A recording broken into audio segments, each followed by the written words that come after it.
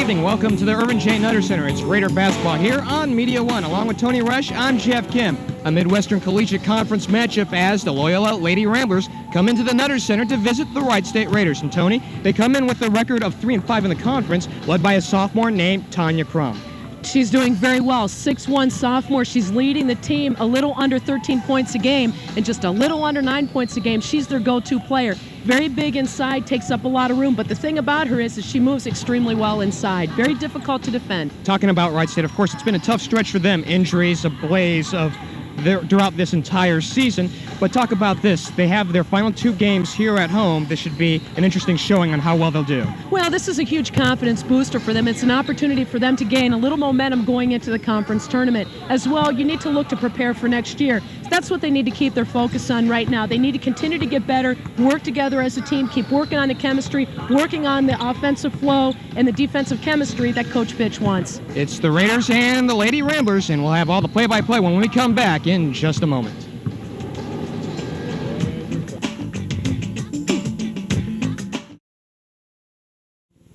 And we bid you a pleasant good evening here at the Irvin J. Nutter Center. Along with Toni Roesch, I'm Geoff Kim as we get set to have this one here at the Irvin J. Nutter Center between the Wright State Raiders and the Loyola Ramblers. And Toni, of course, in talking about this Loyola Ramblers team, well, they, much like Wright State, are a very young club.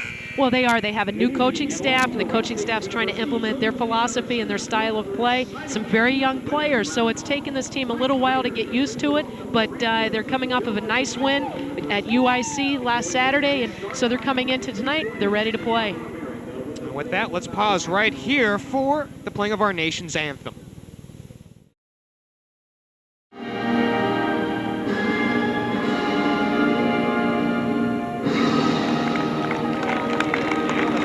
Starting lineups first for the Loyola Ramblers, coming in with a record of 3-15, 3-5 in the conference. At a forward spot is number 4, Toni Crum, 6'1" sophomore out of Sun Prairie, Wisconsin. She'll run alongside with, as we take a look here at our numbers here, we have too many guards here on our team.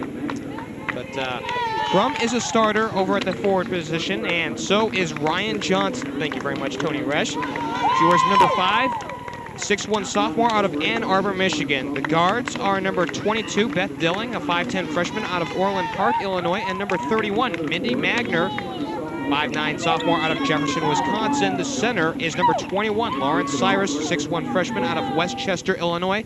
Their head coach, Pam Roker, and assistant coaches are Nan Hambros and Megan Lanham. For Wright State, coming in with a record of 6-15, 2-7 here in the conference. We'll show you who the starters are right as we speak. Carrie Bender is going to get the start tonight for Wright State, 5'8" senior out of Canfield. She'll run alongside with Amber Williams, number 32, a 5'8" sophomore out of Fort Wayne, Indiana. Those are your guards. The front court, number 22, Reggen Stewart, 5'9" sophomore out of Indianapolis.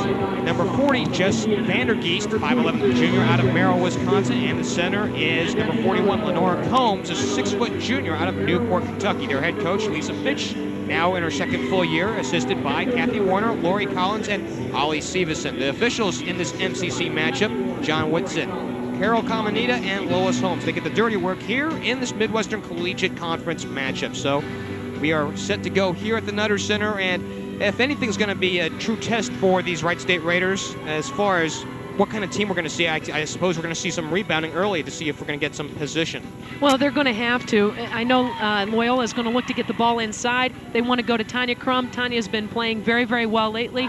She is averaging a little under 13 points a game and 8.8 rebounds a game to be exact. And, you know, Wright State's going to have to make sure that they defend very well inside, and they're going to have to make sure that they look to recover if the outside shot is being taken, but as well, they're going to have to make sure that they keep Loyola off the boards. But the other thing is Loyola likes to run, and they're going to look to push the ball, and they're going to look to pick Wright State up full court. Loyola, the 6th ranked team in the conference. Wright State nipping at their heels, behind in 7th. John Woodson will get to tip things on off between Jess Vandergeest out there and Toni Crum over at the center wall. Possession goes to Loyola, and we're underway at the Nutter Center. Going with Magner up on high. Going near side now with Johnson. The feed down low, Crum double team, puts it up off glass and home. 2-0 Loyola. Well, that's why Crum's so dangerous. She gets the ball in there. She can go either way over her left shoulder or her right shoulder. So if the help side defense is going to come over, they're going to have to get over a little bit sooner to eliminate her being able to turn over either shoulder. Amber Williams against a 2-3 zone defense on the outset. Jess Vanderkeest gets her first touch. Now Lenore Combs will. Goes back to Williams. Back up on top, Reggen open. 10 on the shot clock. Going to Williams on the baseline. Pops from 18, too long. That was a nice pick and roll right there. A good execution between Reggen and Amber, and that was a nice shot. Amber coming off that screen. Fresh 35. As Bender chased down the ball. Williams driving to the hoop. Goes baseline, too strong. Lenore Combs, stick back, yes, and we're tied at 2. Nice ball fake by Amber Williams. She had a nice little ball fake, penetrated baseline, didn't connect on it, but Lenore Combs was right there for the rebound. Lenore averaging 9.5 a ball game, gets the first deuce on the board for Wright State. We're tied at 2 with 18:49 left to play in half number 1. Magner, guarded by Williams. Goes underneath, Cyrus puts it up in the paint, no good. Loose ball on the floor, picked up by Stewart. Good positioning on the boards for Wright State. Reggen, oh, a nice move inside the paint, can't complete the deal, and Ryan Johnson the rebound. Well, Reggen not able to finish, but she had a nice little hesitation, crossed the ball back over, and it was good penetration inside. Magner has it picked away, Williams. Even Steven going into the paint, puts it up, and this one out of bounds. It'll still be a Wright State possession. Well, a good defensive possession there by Wright State. Amber coming up with the ball, and as she was coming down the left side of the floor, she had a little hesitation, crossed the ball back over. I know she was looking for the foul, but unfortunately for her, the official didn't call it. Christy Madura coming on into this ball game for Loyola, 5'6" sophomore out of Schaumburg, Illinois. The inbound comes up high to Reggen Stewart.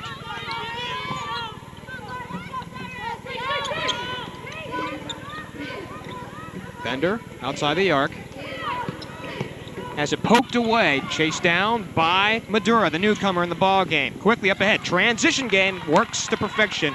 Elizabeth Dilling gets the deuce, and it's 4-2. Well, Dilling did a nice job of filling the right side, and she was able to get the ball and go in, but it was good defensive possession for Loyola. They were right there in position to come up with the ball. Combs for 3, knock it down. That was a huge 3 for Lenore, and certainly a little confidence booster for the team early on, because they've really been looking to make some nice moves in, haven't been able to connect the past 2 possessions down, and for Lenore to step up and take that and connect on it, that was big.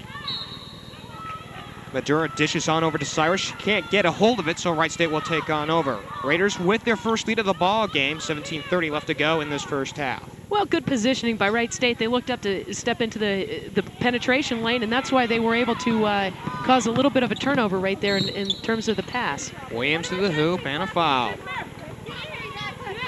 You know, sometimes turnovers aren't exactly a result in steals or, you know, it comes about when you actually will cause a team to mishandle the ball, and so when you're working defensively, you know, you're able to connect on some things just like there, right as Amber Williams was coming down the floor. She had a nice little crossover going to the basket. Tanya Crum picks up her first personal. That's the team's first, obviously. First foul this ball game, and a brick off the front for Amber. Shooting 60, almost 66% on the season, 65.8 to be exact. And certainly anytime you can come up with a turnover or loose ball situation and you can go down and you can connect at the other end, it certainly makes your job a lot easier defensively. 1 of 2 for Amber, gets her first point of the ball game, 6-4 in favor of Wright State. Going with Madura, has it poked away by Amber Williams, coming down the sideline, taking it to the hoop, goes glass, no good. Rebound, Jess Vanderkeest can't get the stick back. Loose ball, Williams throws it up and a foul. Good aggressive play by Amber Williams. She did a nice job getting in the passing lane, getting her hands on the ball, coming up with the steal. And Jess Vanderkeest, weak side rebounds, wasn't able to connect, but right now Wright State's being very aggressive on the boards. And nice steal there by Amber Williams, and she goes in and just wasn't able to finish. Took her eyes off the basket just before she went up, so she overshot the basket a little bit, but Jess was in good rebounding position. And Amber right there staying in position for the board coming back. The foul on Christy Madura, her first, the team's second. Amber missing on the first.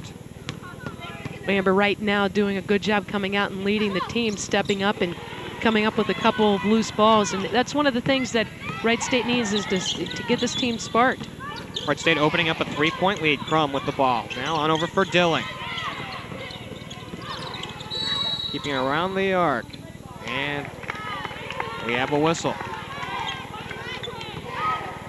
Some action down on the low block.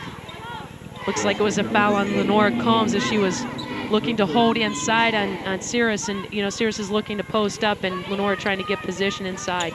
Combs picks up her first. That's the team's first. The inbound comes way up high to Cyrus. This one, Pavich. Jenny Pavich into this ball game. We neglected to mention her. 5'8" sophomore out of my hometown, Hinsdale, Illinois. This one deflected away by Williams. Excellent defensive position by Reggen Stewart and Amber Williams. Reggen very good on the ball. She actually took away the baseline penetration, kept the ball on one side. Nice little switch there between Amber and Reggen, and the two of them communicated extremely well.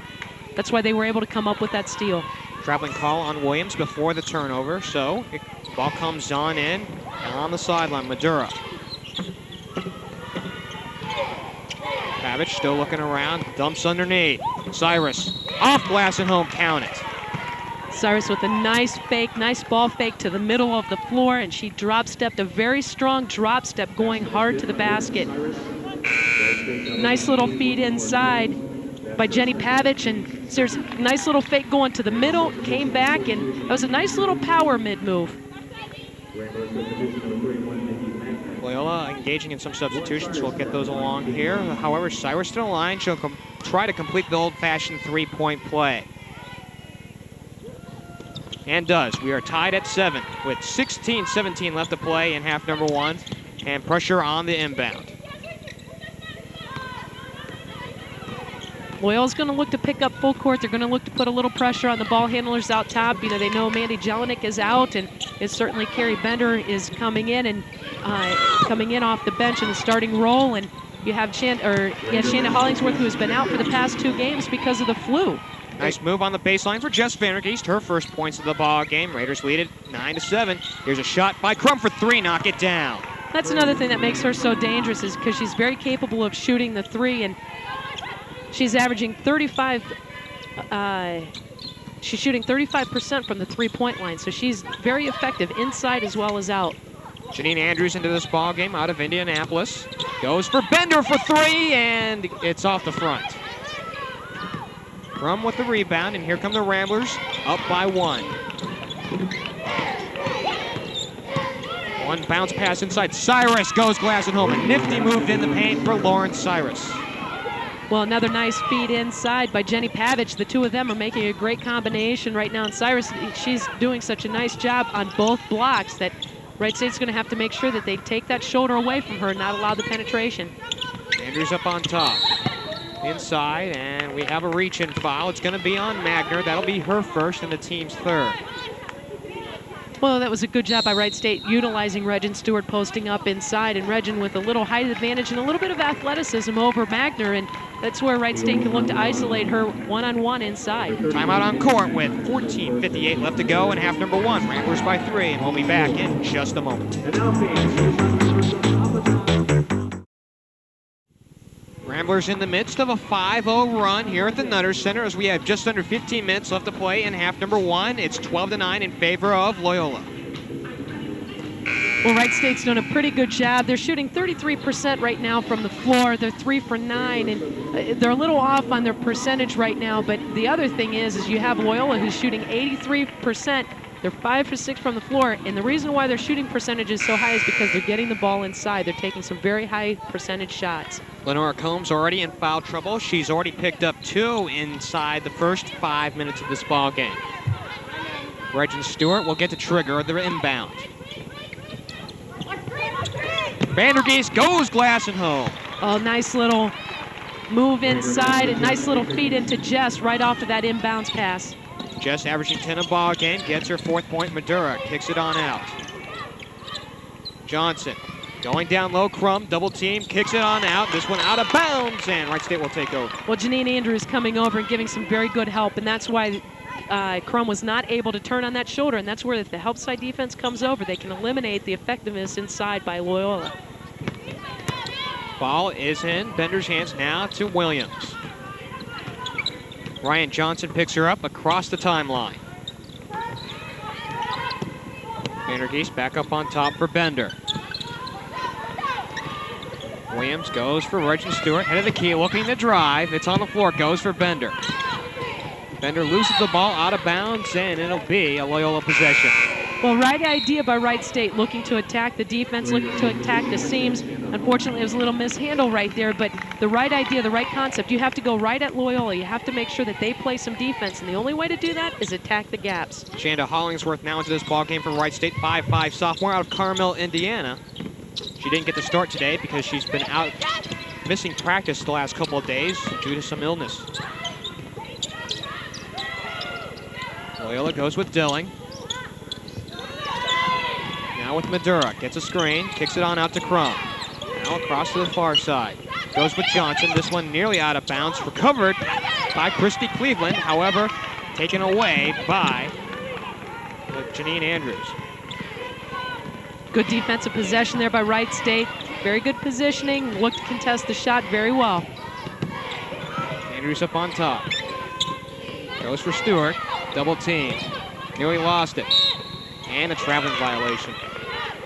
Right now, Wright State mishandling the ball a little bit. In the last outing, they only had 11 turnovers for the game, and that was on January 12th. Loyola had 13 for the game, and so both teams taking care of the ball fairly well. As you just saw there, head coach for Loyola, Pam Roker, you and I got a chance to talk with her prior to this ball game. A very engaging woman there. She certainly is. She's going to really look to turn the program around. She is very energetic, very personable, and that's only going to prove well with the recruiting. We'll head the other way on the foul. Right now, both teams having a little bit of a problem hanging on to the ball. Loyola has 6 turnovers and Wright State has 4. So, the one thing that you got to be careful of is the number of opportunities that the opposing team looks to take advantage of those turnovers. So they need to be careful. Beth Dilling picks up her first. That's the team's 4th. Andrews goes down low. Vandergeest sneaks her way into the paint and in. Count it. No, wave off the basket. We head the other way. Well, that was a nice move by Jess. She got pushed out a little bit away from the middle block, but she had a nice little move going inside. She was able to turn the corner on the defense, but as she turned the corner, she sealed the defense away very well from the ball and was able to square her shoulders to the basket. Unfortunately, she traveled. Yeah. Foul up on top. Just trying to get her hand in the passing lane, and that's what you want to do. You want to get your top hand up in the passing lane. Sometimes athletes like to go with their bottom hand, and as they come across, then they look to foul. But that time right there, Jess had her bottom hand a little bit too much on the offense, but she did the right thing in terms of getting her top hand up in the passing lane, looking to deny the pass. Jess picks up her first. Ramblers up by 1. Ball is in the hands of Carly Zilligan. Now over for Dilling. Looking drive on Hollingsworth, goes glass and home, count it. Well, Dilling had a penetration going on that left side, and she was able to put her head down. She got even with Shanda, and the thing is when you're even with the defense, you have them beat. And you can see the little ball fake right there. It just got even with her, and right there she was able to turn the corner on her and get her beat to the basket. A couple substitutions for Wright State as Hollingsworth and Vandergeest come on out. Carmen Mann into this ball game. Dilling fighting a little bit of a thigh bruise there. She has it wrapped, and those sometimes can cause some problems, especially if you get hit there once again. They're very tender. Ball's in the hands of Amber Williams. Mann gets her first touch. And there's that 2-3 zone defense we were talking about before. Bender, Zilligan on her. And this one taken away by Johnson. Ryan Johnson one-on-one for Reggen Stewart. Goes for Dilling and home. Well, it was good execution there. Ryan Johnson was able to get her top hand in the passing lane, come down with the steal, and Dilling did a nice job of filling her lane. Ramblers 17, Raiders 11 with 11:50 left to play in half number 1. Reggen looking to drive baseline. Dilling on her. Turnaround Jay. High off glass and home. Well, a good defense there by Dilling as Dilling cut the baseline off on Reggen, but Reggen had a nice spin move and came back and was able to just take the ball right off the glass. They go underneath and a foul underneath. It'll be on Amber Williams. That'll be her first.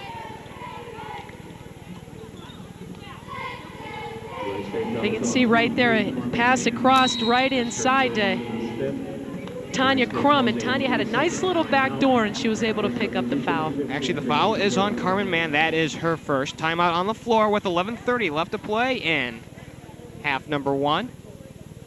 The Ramblers continue to lead it by 4.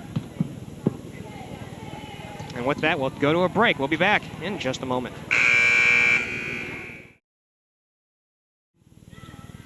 Crum can't make either of her foul shots, so here come the Raiders down by 4.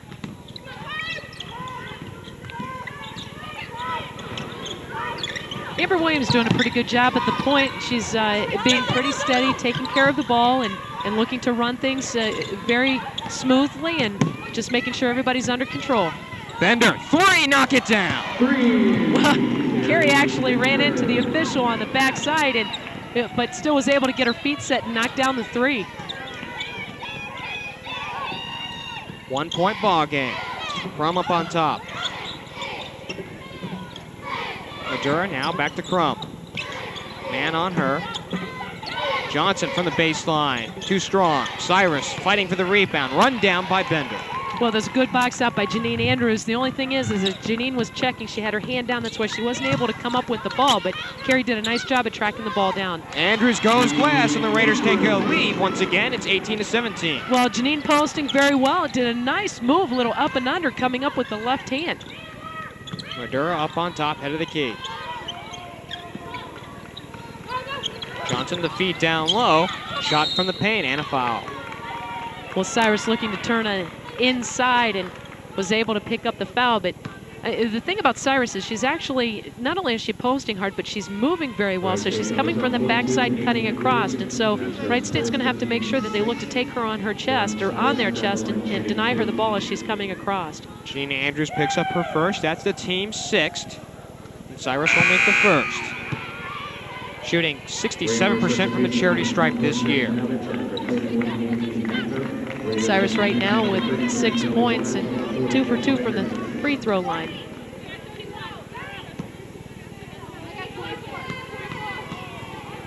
Substitutions into this ball game. As Jess Vandergeest is back on in, and so is Kelly Waters, seeing her first action of this one. There's timeout on the floor. Well, Kelly, keep things right here. Kelly Waters does a real nice job looking to mix things up inside, and the thing about her is she moves her feet so well that she's very active around the post, and so as she's defending that, it makes it very difficult to feed inside to the post, and the other thing that she does very well is she boxes out extremely well, and she's good coming in off the bench. She adds a little bit of a spark to the team. Certainly does, and all of a sudden this is a back and forth game. Raiders took that last lead, and of course the Ramblers on the last 2 free throws take it on back. Well, Wright State picking things up a little bit in their shooting percentage, shooting 54% right now. They're 7 for 13 from the floor, 2 for 3 from the three-point line, shooting 67%, and certainly Loyola is doing almost as well. They're shooting 64%, so they're a little down on what they were shooting at the beginning of the game. They're 7 for 11 from the floor right now. Looking at Bender's last 3. Well, Carrie did a nice job on the backside. Like I said, she actually bumped into the official, but did a good job of keeping her concentration and getting her feet set. Of course, we had mentioned Kelly Waters now into this ballgame, 5'11" freshman out of Cold Spring, Kentucky. Also, Jess Vandergeest back into this ballgame. The 5 on the floor for Loyola. They're Crum, Cyrus, Pavich, Magner, and Zilligan. They are the 5 for the Ramblers. Both teams trying to establish something here, and it's been kind of hot and cold. Neither team really establishing anything here in the initial minutes. Wright State having some good looks inside. They, especially early on, they weren't able to connect on some of those shots, but they're really doing a nice job of taking the ball right at the defense. Bender up on top. Vandergeest out on the wing. Waters looking to take it on the drive, picks it on up, goes for Andrews, puts it in the paint, no good, and the rebound to Crum. Well, that's a nice move by Janine. She had a little ball fake and looked to put the ball on the floor one time, and if she can be assertive like that, that's only going to help the team. partner. The feed down underneath for Cyrus, no good. Andrews gets the rebound. Cyrus with a real nice, strong move going into the middle and was able to hook the defense. And, you know, that's why she's so dangerous. She takes that leg right around the defender and goes strong to the basket. Williams up on top. Rotating around for Bender. Now Vandergeest. 12 on the shot clock. Williams driving. Pulls it up. High block. No good. Crum forces it back. However, Andrews picks it up. Stick back. No good.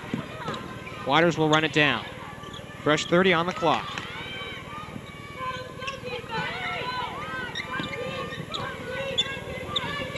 Vandergeest on the floor. Gets a screen from Andrews.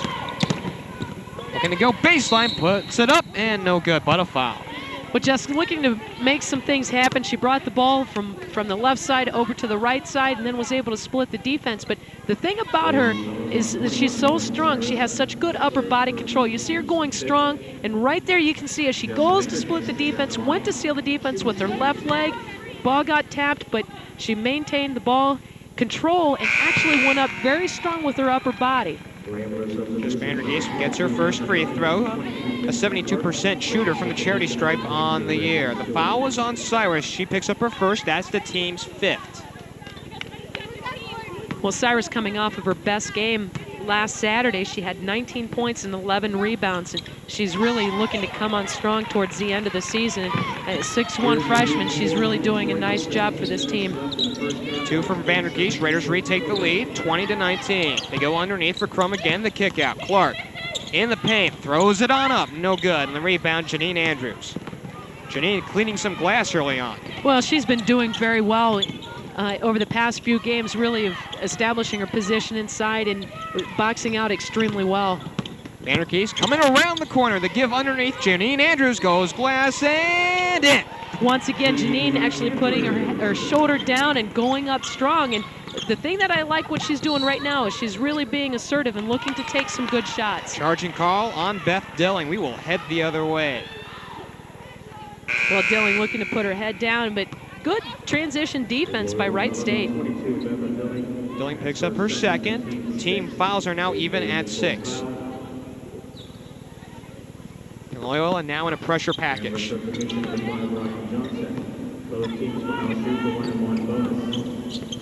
Loyola actually starting 2 freshmen. They're going to be tough in the next couple of years. Stewart, the give at the free throw line and a traveling violation. It almost looked as though Reggen kind of had her mind already made up as to what she was going to do before she actually had the open move, and the defense recovered very well. And that's sometimes where players have a tendency to pick up the ball a little too soon. So if you can hang on to it a little bit longer just to see what the defense is doing and don't overcommit yourself, sometimes you're able to come up with another move. Ryan Johnson on the baseline, double teamed and a foul. Well, Carrie Bender looking to come down and look to get herself into a position to take the charge, and unfortunately the official saw it as that she was still moving, but Janine Andrews looking to defend the ball, and Carrie looking to slide right in there, but just not able to get there soon enough. Carrie's first, team 7th, and the first one home for Ryan Johnson, getting her first points of the ball game, averaging just under 10 a ball game. Head coach Pam Roesch freely substituting with these Loyola Ramblers.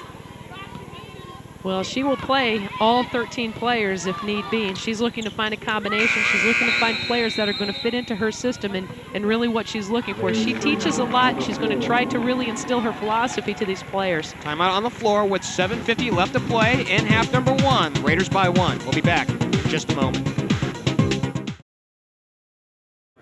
Raiders holding on to a 1-point lead with 7:50 left to go in half number 1. Coming up at the half, we'll talk with Wright State Associate Athletic Director Julie Cromer, and that's coming up at intermission. Right now, Wright State's doing fairly well. They're shooting 47% from the floor, and they're being led by Jess Vandergeest. Jess is 2 for 3 from the floor and 2 for 2 from the free throw line. And you know, Jess is doing a nice job of being assertive. But the other one I'm impressed with is Janine Andrews, because Janine really is looking to make some things happen and taking some very good shots. Her shot selection is very good right now. 4 points for Janine already, but 4 rebounds, which have been very important so far in this first half. Well, sometimes what happens when players look to make some things happen and try to spark the team, sometimes they force things a little bit too much, and that's where I think the shot selection of Wright State is pretty good. Vandergeest, good job of ball handling, goes for Stewart. Open 18-footer, too strong. Foul on the ball, we will head the other way. Well, Lauren Cyrus, good inside position. You had Jess and Janine going over her back, and you look to try and be strong on the offensive boards, and try to create something and create a loose ball, but you also want to do it without fouling. Janine Andrews, or check that, Jess Vandergeest will pick up her second. That's the team's 8th, and Lauren Cyrus back to the line. Lauren tied with Beth Dilling for the game-high lead with 7 points. One-on-one opportunity right here. In the last outing on the 12th of January, Beth Dilling, she actually had 8 points and only 8 rebounds. Cyrus, a 67% shooter from the charity stripe, got the first, now eyeing the second. And actually, Beth Dilling had 4 blocked shots in that game. I'll get it done. Gets them both.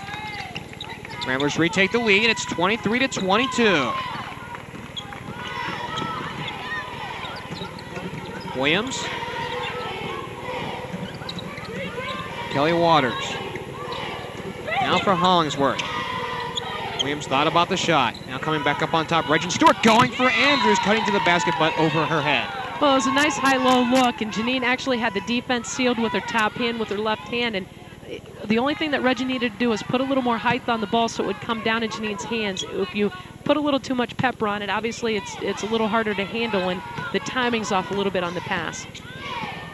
Crum up ahead now for Zilligan. Magner gets a touch. 7 minutes left to play in this first half. Brian Johnson baseline, open J, no good. And the rebound, Janine Andrews. Once again, Janine with a very good box out on Lauren Cyrus. And, Janine's doing a real nice job of boxing and really establishing herself inside. Brian Johnson picks up her first personal. That's the team's 7th. They can see right there as Janine came down with the rebound, but just prior to that, she had an excellent box out on Cyrus, and Cyrus actually didn't even go for the ball because she knew if she did, she would go over the back. One-on-one opportunity for Reggen.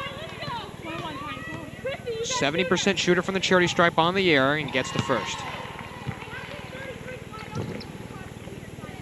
Reggen averaging 12 points a ball game, the team leader in scoring this year for Wright State. And Wright State retakes the lead. It's 24-23.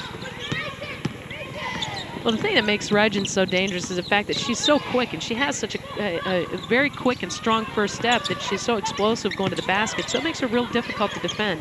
They go down low for Cyrus. Turn around in the paint, too strong, and Janine Andrews cleans the glass once again. Good defense by Wright State, and they actually almost caused a travel, and because of it made Cyrus have to look at things a little bit, she forced the shot and hit it right off the back of the rim. Reggen Stewart taking it to the hoop, goes and scores. That's exactly what we're talking about right there. She had a nice, strong ball fake, good, strong move going to the basket, and she was able to take the defense and get the position inside. Reggen has the last 4 points for Wright State and in this ball game. Raiders by 3. This one out of bounds, but it'll still be a Loyola possession. Well, the other thing that's crucial when you're making your move to the basket is you have to sight the target. You have to know where you're going to take it off the glass. And so if you're not seeing the glass before you take that shot, sometimes your timing's off a little bit and where you're aiming, and so you're a little bit long sometimes on the shot. And Reggen has many opportunities to score, but tonight she's doing a very good job with that. Speaking of scoring, Lauren Cyrus now with 11 on that last basket. 1-point ball game. Waters on the near wing. Now Hollingsworth. Williams, Reggen Stewart. They play a total team matchup. They go for Andrews once again on the high-low, however, out of bounds, and Loyola will take back over. Well, that pass was a little bit better, had a little bit more loft on it, but the only difference was Loyola had made the adjustment. They saw it coming, and Reggen kind of telegraphed the pass a little bit, and Cyrus was able to slide down for the backside help. Carrie Bender back into this ball game as Hollingsworth comes on out. 5:35 left to play in half number 1. Raiders clinging to a 1-point lead. Madura being face guarded by Williams. Takes it to the paint, and we have a foul in the paint.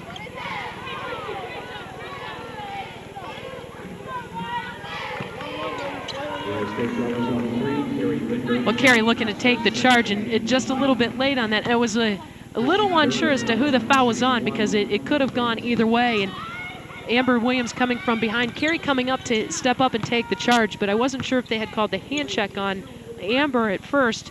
But Carrie really putting her body on the line right now and stepping up and trying to take some charges. Madura, a 67% shooter from the line, gets it, and now the Ramblers retake the lead. It's 27-26.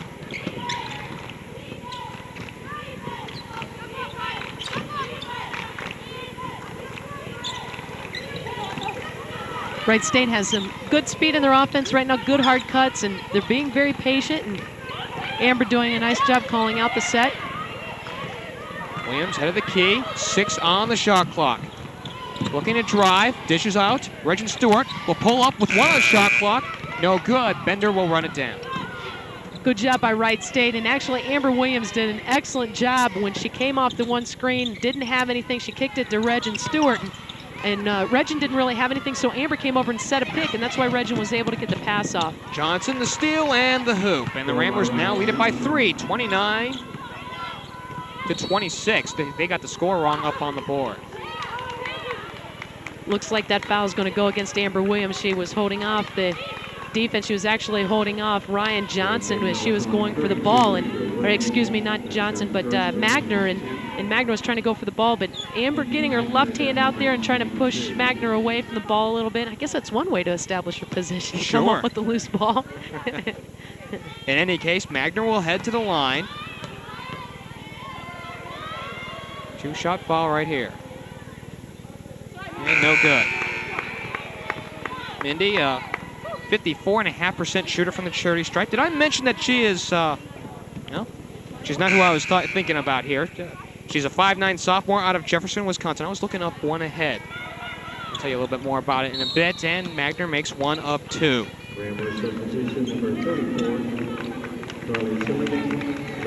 Loyola making frequent substitutions, keeping some players fresh, but yeah, the other thing that Coach Roesch's looking for is she really wants these kids to learn, and you know, the only way you learn is a little baptism by fire. Put them in there and make them see what happens.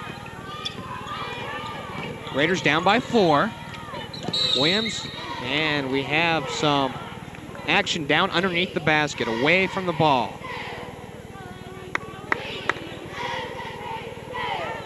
Looks like they're calling a holding foul on Carly Zilligan, and she was looking to hold Reggen Stewart a little bit too much. Those two were battling inside there.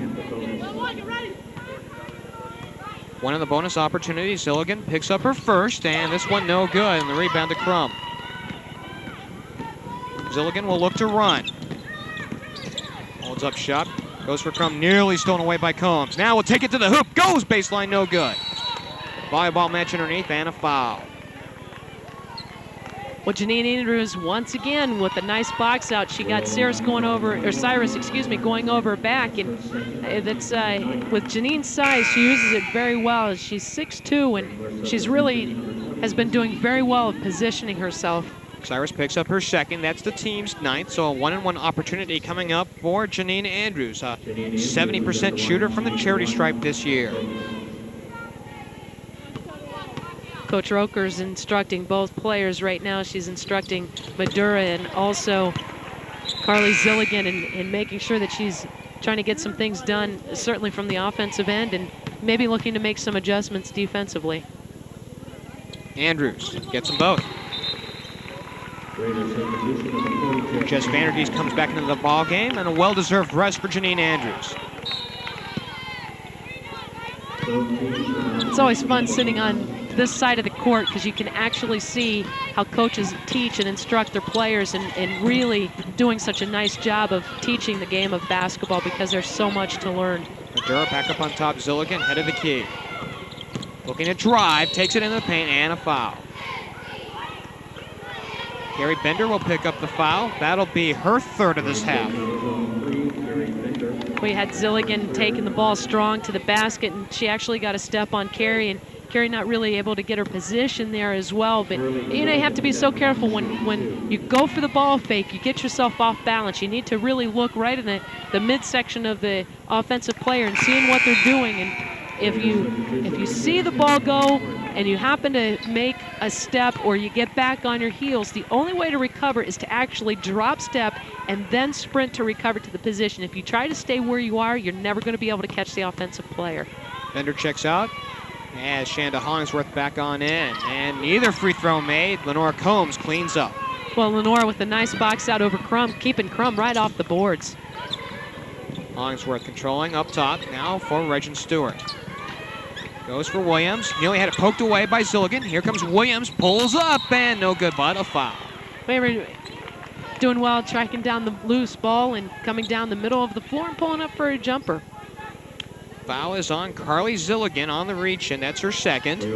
And now both teams in the double bonus. The ball was tapped away by Zilligan, and Amber coming down the floor and looking to pull up and actually picking up the foul by Zilligan as she tried to recover from behind, but fouling Williams. Williams gets the first. Zilligan checks on out as Mindy Magner comes back into this ball game for Loyola. Wright State down by 1. Williams looking to tie things up, and she does. And we are tied at 30. Timeout on the floor. We have 3:36 left to go in this first half, and we'll be back in just a moment.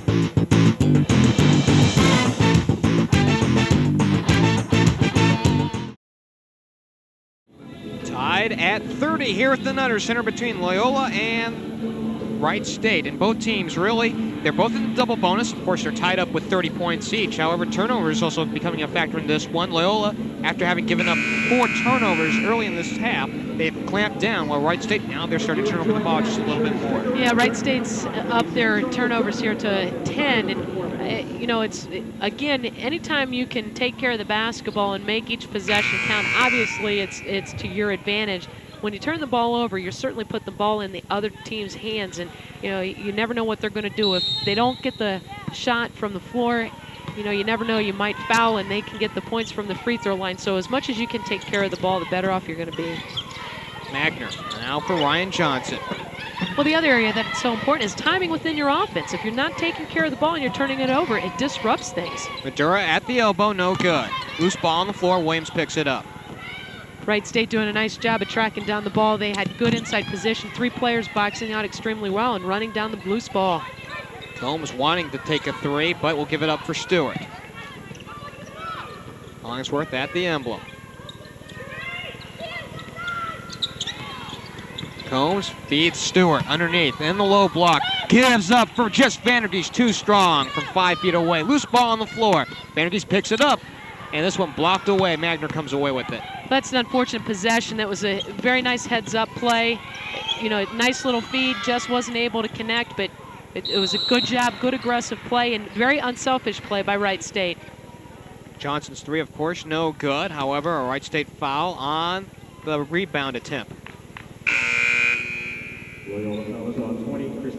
You can see right there a 3-point attempt by Loyola, not able to connect, and good inside position by Jess. She had a nice box out. If you go back to that last possession offensively, the thing that I was very impressed with is the fact that Lenora Combs saw Reggen Stewart posting up on the weak side. So what Lenora did was she actually looked to create a passing angle and a passing lane. So she dribbled the ball 3 times and was able to get it over to Reggen. And Reggen had the isolation. And as the defense came over for help side position, that's where Reggen kicked it off to Jess. Very unselfish play. Jess gets them both. Those are the things that Wright State needs to really continue to concentrate on. As they're wrapping up the end of the season, going into the conference tournament, anything can happen. And this team is so aggressive, and they're playing so well defensively right now. They're looking to make some things happen. You never know, you might mix some things up, but certainly you're looking to build for next year as well. Nice move by Crum in the paint, and we're tied back at 32. Well, Crum had a nice little hook inside, and she had a one-on-one with Lenora Combs, but that's where you have to have your help side defense come over. And the 3 knocked down by Lenora Combs.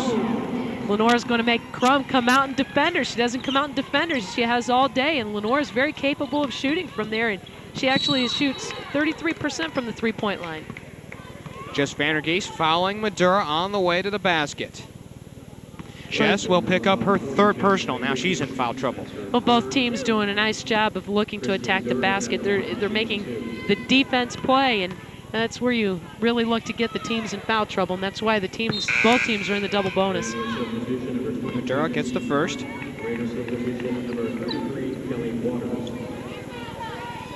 can see right there, Lenora looked and squared up to the basket, and Crum didn't come out to defend her, and that's where Lenora just knocked it down. Madura gets them both. It's a one-point ball game with a $1:54 left to play in this first half.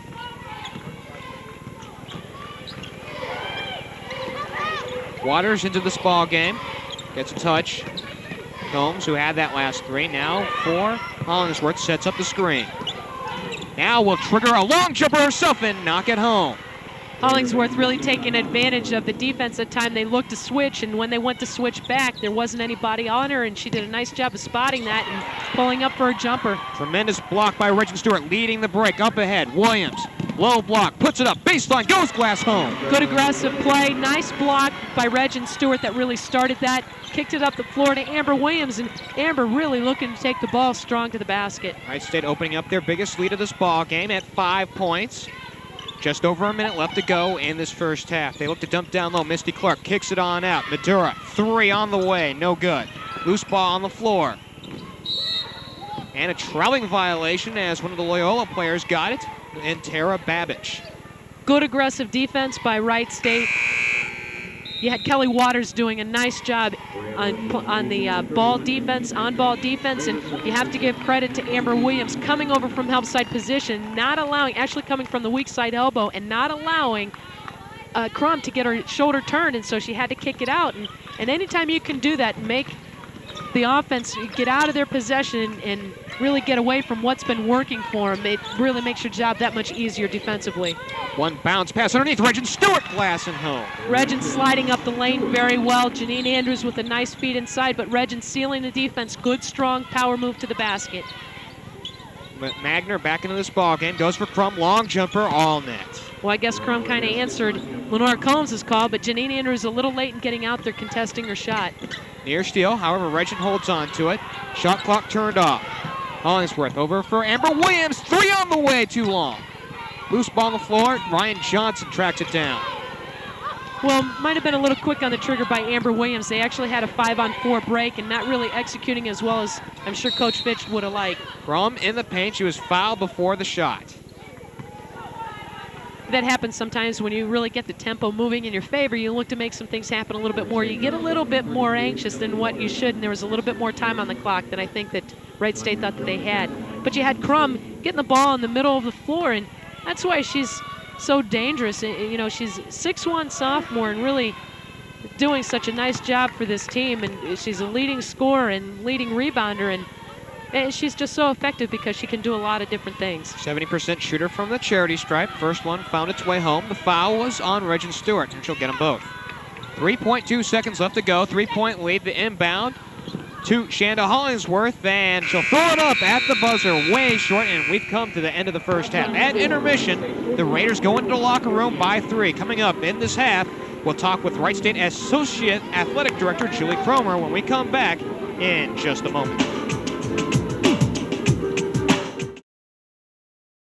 We're at the half here at the Irvin J. Nutter Center, and Wright State leading this one over the Loyola Ramblers by a score of 41-38. Good afternoon, or good evening rather. I'm Geoff Kim, talking with Associate Athletic Director Julie Cromer here at Wright State. First of all, since the last time we talked, you told me you were heading to San Antonio. Nice to see you back.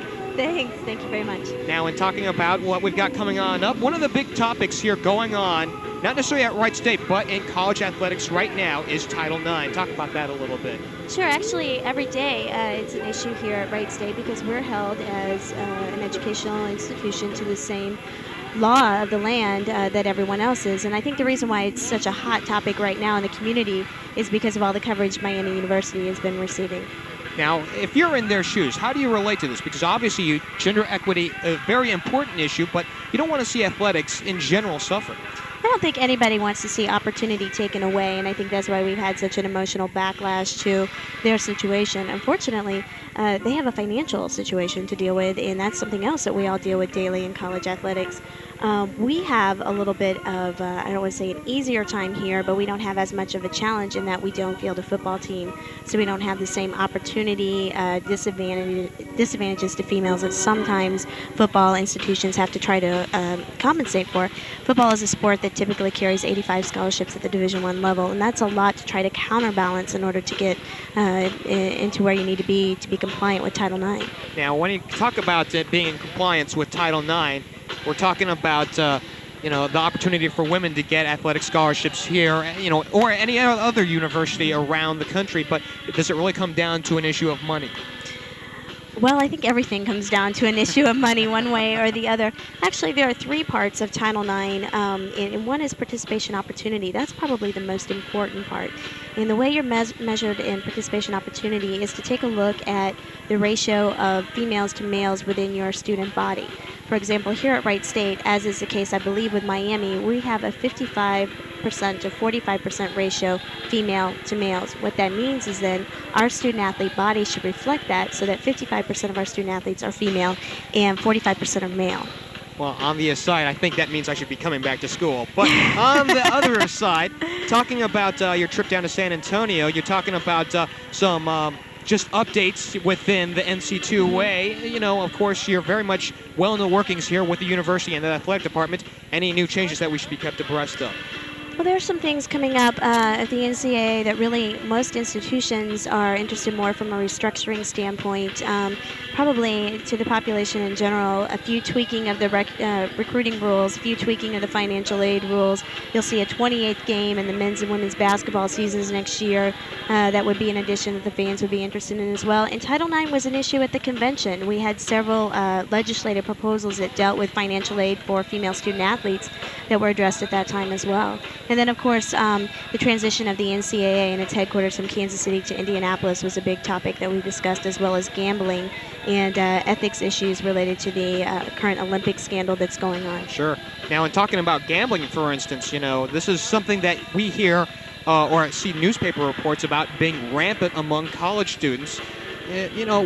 Obviously, it's just an excitement, but, for college students, competition is so key. Gambling could take so many different ways. It doesn't have to be just money. How is the NCAA cracking down on that?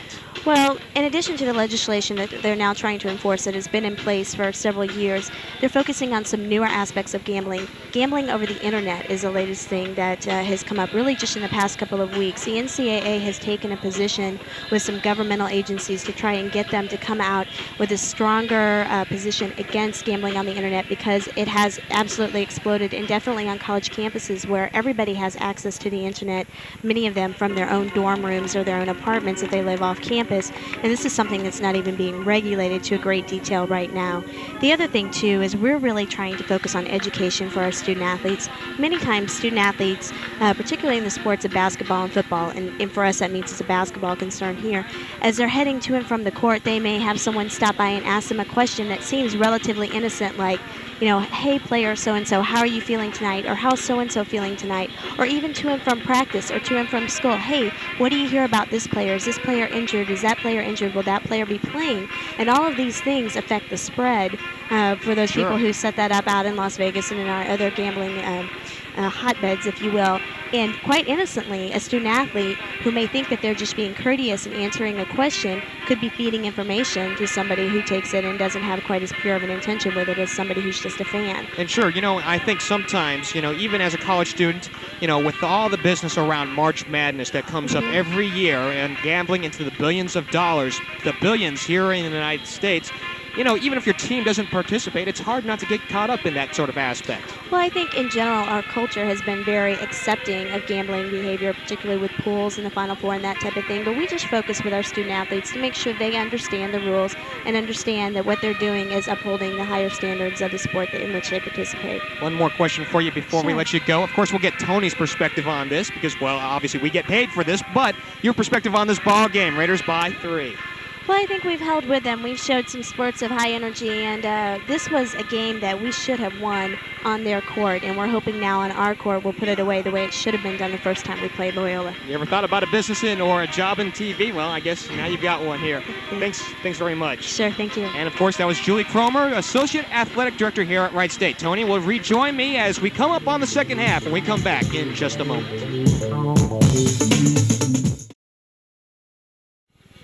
3-point lead for Wright State here at intermission as Toni Roesch rejoins me. Toni, of course, a strong showing in that first half for Wright State. In fact, balanced scoring for the Raiders. In fact, they have 3 players with 8 and another 2 players with 6 points each. Yeah, they're doing real well. You have Lenora Combs, who's knocked down a couple of three-pointers. Jess Vandergeest doing her usual thing inside and looking to create some things happen. And you have Reggen Stewart. She's certainly connecting on some of her shots that she's been putting up tonight. You know, the thing is that's what you need. The other one is Janine Andrews. Janine has 6 points and actually 5 more points than her average, and so she's doing a nice job. But that's the thing that's really going to make this team better, is you need to have more people contributing consistently. And looking at the team totals here up on your board, Wright State shooting 48% from the field. That if they're going to win this one, because right now this one being played very closely here at the half, that shooting's got to continue. Well, you certainly have to look to attack the basket and try to take it right at the defense. You know, the other thing is Wright State 3 for 5 from the three-point line and shooting 60%. But the thing is they're taking some very, very good shots. They're being very patient, very unselfish play. They're running their two-man game very well and actually looking to isolate on the backside very well. They're taking some very good shots. The other thing is they're shooting 80% from the free throw line, and certainly Loyola's doing almost as well, shooting 75%. And you have to take a look at the rebounds. Wright State cleaning up on the boards, 21 rebounds to 9. And of course, Janine Andrews leading the way as far as that's concerned with 7. Looking through the scoring, first for Wright State, Carrie Bender has 3. Shanda Hollingsworth with 2 points. 8 points each for Reggen Stewart, Jess Vandergeest, and Lenora Combs. And 6 points for Amber Williams and Janine Andrews. Of course, Janine has 6 points along with the 7 boards. Right now, being a very big factor in this ball game. Looking over to the Ramblers, Tanya Crum has 11. So does Lauren Cyrus. 4 points each for Ryan Johnson and Christy Madura. 7 points for Beth Dilling and 1 point for Mindy Magner. So there's your scoring breakdown here at the half, 41-38. And this one, the start of 2. The final 2 here at home at the Nutter Center coming up on Saturday. They'll wrap up the home season, the Raiders will, against the University of Illinois Chicago. That'll be a 1 o'clock start. And, of course, Toni and I will be here just prior to game time. But a very nice showing so far by Wright State. The turnovers could probably use a little bit of help. Right now, they've given up the ball 10 times, but when you're shooting 48% from the field, well, you'll take it. Well, the other thing is you have to take a look at the kind of turnover at the point position. People that have been coming in are doing a nice job. Amber Williams leading at the point has been doing a nice job. The other thing is Shanda Hollingsworth coming off of the flu, having missed the past 2 practices. You know, you certainly are looking at a little bit of inconsistency there, but they're doing very well in terms of their timing, and really this is as patient as I've seen the team over the past few games, and really doing very well in terms of controlling the tempo of the game. Jess Vandergeest will get to inbound the ball literally right in front of us, right at half court. And we're back underway at the Nutter Center. Final 20 left to go. Combs behind the arc. 1 bounce pass down low, the kick out. Hollingsworth 3, too short. Good Magner inside, comes down with the loose ball. Sorry, good Toni. inside work by Lenora and kicking it back outside, or excuse me, to Jess Vandergeest and kicking it back out to Shanda, and she did a nice job. Defensively, and this one taken back away. Beth Dilling taking it to the hoop, 1-on-1 on Jess Vandergeest. It rolls off the back of the rim, however, the foul on Jess, and she'll pick up her 4th. Well, Beth Dilling getting a nice steal down at the defensive end and going coast to coast, coming up the right side of the lane and really going hard to the basket, being able to pick up the foul by Jess. You can see the body contact right there as Dilling's going hard to the basket. Beth Dilling at the line. She's 5'10", freshman out of Orland Park, Illinois, and the first one is no good. 60% shooter from the charity stripe this year. Vandergeest will check out as Kelly Waters, the first substitution here in the second half for Wright State. Well, that's a costly foul by Jess. She actually picked up her 4th foul, and That's going to hurt them because anytime you put her on the bench early on in the game, it doesn't matter if it's a first half or second half, anytime she's out on the floor, it's costly to Wright State because she just adds so much to the team. Dilling, 1 of 2, 2-point ball game. Raiders up by a margin of 41-39.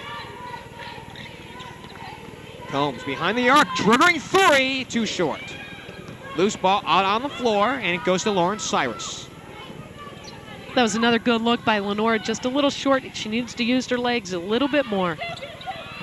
Ryan Johnson being face guarded or back guarded by Reggen Stewart. Now the give up and the deuce. Well, it was good help by Lenore Combs. Good on-ball defense, good help by Lenore, but there's certainly a nice kick out to Cyrus, and Cyrus did a good job of just popping to the short corner a little bit and pulling up for a shot. We're tied at 41. We're just a minute into the second half. Combs now for Hollingsworth. Gets a screen, sets up the screen, and give it back for 3. Too short.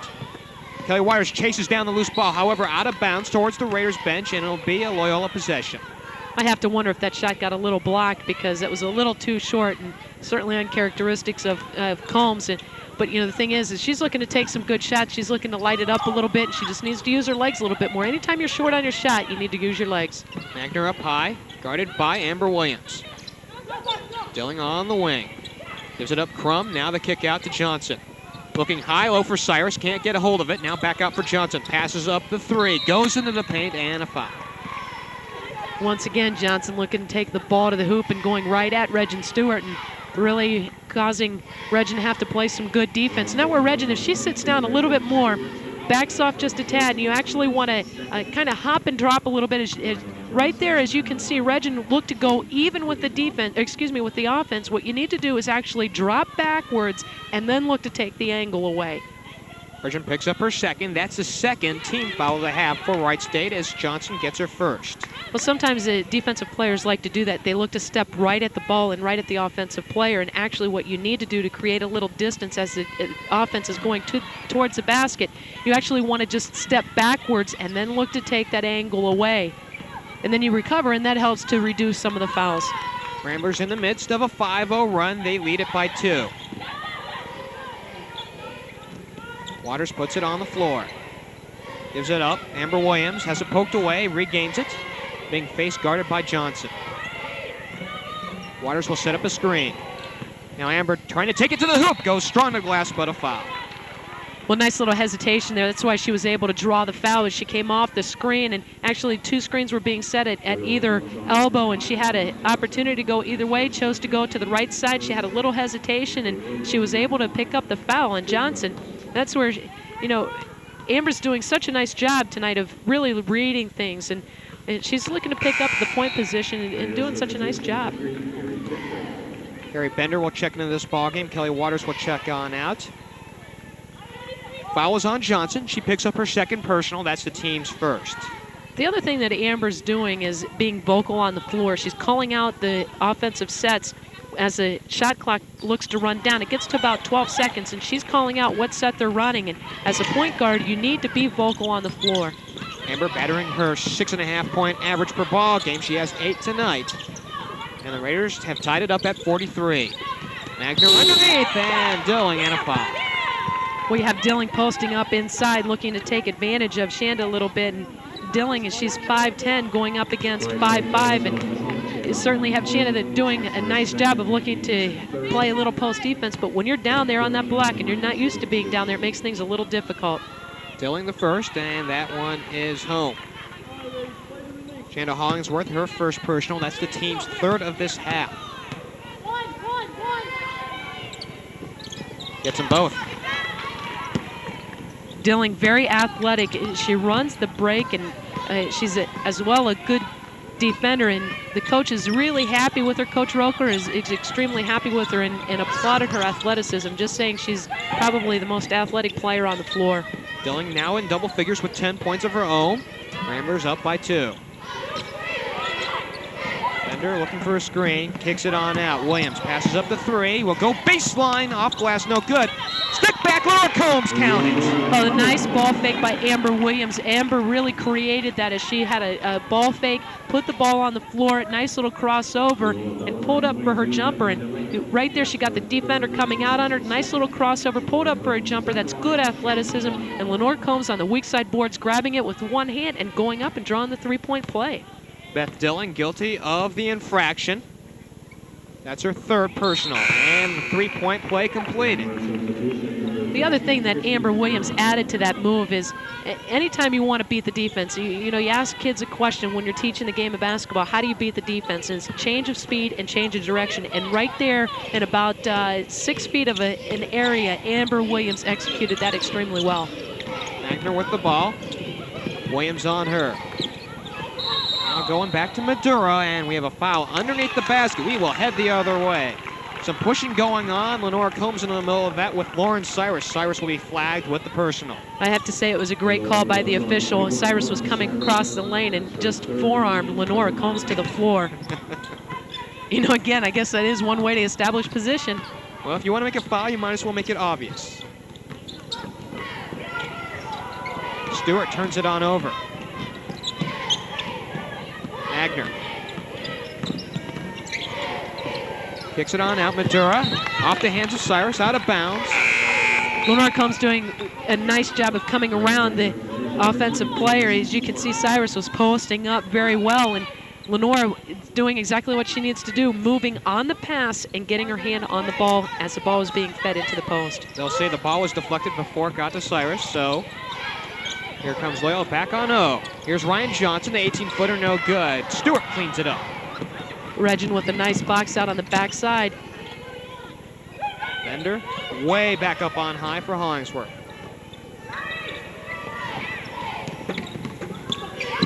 Williams spins in the lane, no good. Lenore Combs, the rebound, stick back, yes. That's just flat out good hustle by Lenore Combs. Amber Williams with a nice little spin move. She wasn't able to get the ball to connect, and coming off the glass, Lenore Combs going very hard to the weak side rebounds and coming down with the ball. Lenore has the Raiders' last 5. 3-point ball game. Loose ball on the floor, picked up by Stewart. Looking to push it up, 3-on-1. Amber Williams has her shot blocked by Crum. Well, looking to make the right move there. She actually at that time should have gone up the first time she had it because she actually had the defense beat, but looked to make the head fake. But then you have Loyola that comes down the floor and Crum pulling up right there at the elbow for a shot. She does, 13 for Tanya. And a 1-point ball game. Wright State leading 38-47. Williams. Now back over. Loyola Combs. This one out of bounds, and we'll head the other way. They were looking for Amber Williams on the low block. Well, Lenore trying to get the ball into Amber. The problem was that she had picked up her dribble, so she wasn't able to create the passing angle. She has been doing that very well, looking to get the ball inside, but once you pick up your dribble, you're committed to it. Timeout on the floor. However, Reggen Stewart looks to be injured, but will break away anyways. Raiders by 1. We'll be back in just a moment.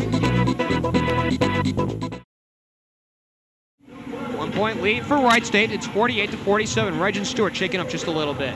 Well, it looks like she might have taken an elbow or something to the chest because she was looking at her ribs and having a difficult time breathing, and especially taking a deep breath. And so I didn't really see the contact inside, but she certainly was feeling some pain. And anytime that happens, especially from Coach Fitch's standpoint, you got to take a look at your players. Mandy Jelinek coming off of knee surgery, and she's has a long road to rehab, and she's a player that they miss tremendously. And you have Shanna that's gone down with the flu, and she's doing a nice job today, but you can tell, she's got to be a little fatigued, and then you can't, certainly you're looking at another starter going down with an injury, so you just kind of got to take a deep breath and see what happens. Magner back over for Johnson, nearly deflected away. Waters doing a great job face guarding her. Now we'll take it to the hoop and puts it up, no good. Crum gets the loose ball, puts it up and home. Well, Janine Andrews had a nice block, but you have Crum that came over and got the loose ball, and she was able to finish on that shot. 15 for Crum, preseason second team all-conference selection. Ramblers by 1. Oh, nice give and go, high-low for Carrie Bender. Janine Andrews, excellent pick up top. Defense ran right into her, and Carrie Bender, creating the angle with the right hand, was able to finish. Assist to Williams and a traveling call on Tanya Crum. Tanya just getting a little too anxious and putting her feet down before she actually put the ball down. Reggen Stewart back into this ballgame. Amber Williams will take a seat. Also Janine Andrews into this one, and Combs will have a seat.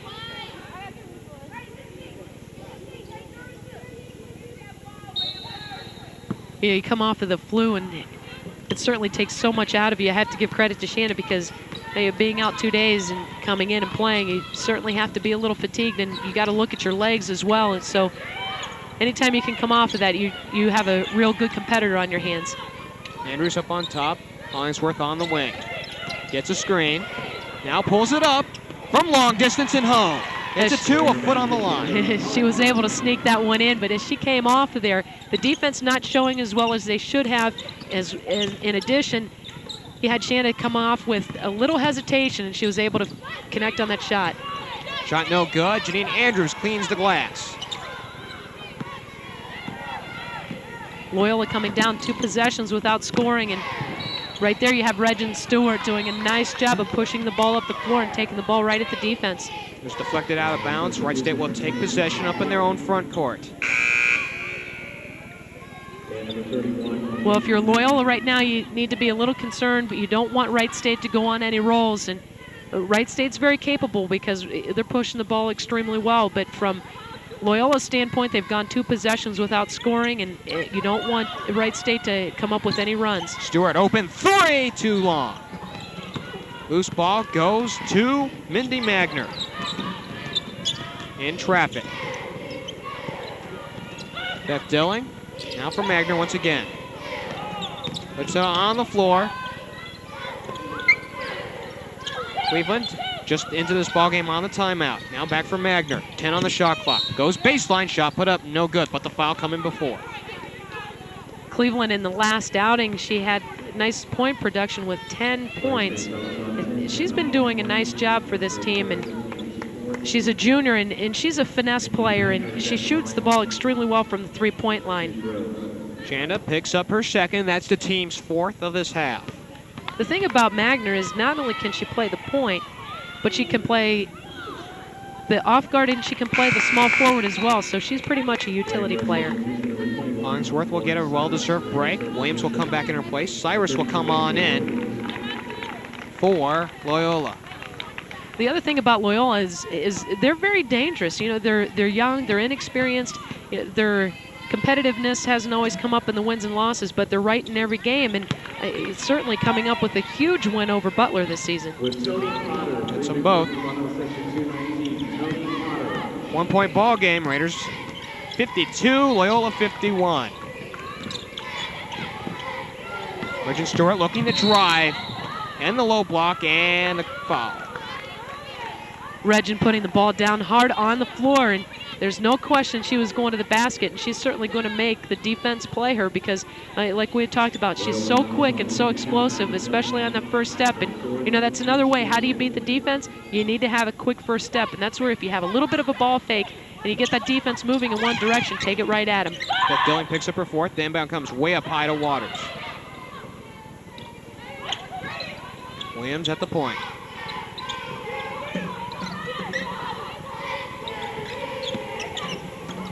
The kick out. Bender. Open 3. Knock it down. Oh, Carrie did a nice job popping out there to the 3-point line. This pretty much in the low block extended. And she comes off those screens so well and pops out so well. She's ready to shoot the ball. Carrie has 8. Cyrus up on top. Now for Pavich. Gives it up, reversing it. Dilling, or check that, Cleveland. This one out of bounds, and Wright State will take over. You really have to give credit to Kelly Waters in that possession because she did such a nice job on Christy Cleveland inside as Cleveland was looking to post up hard. There was a lot of contact going on in physical play. The other thing is if Cleveland came out to set a pick, Kelly Waters called out that pick, allowed Carrie Bender to get over that pick, and really looking to take Loyola out of their offense. Magner checks on out. as Madura comes back on in. Also, Ryan Johnson back into this ball game.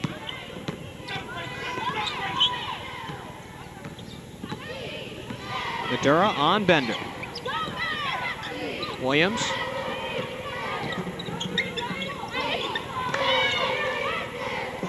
Andrews now on over for Bender, head of the key. Williams with 10 on the shot clock. And back up on top.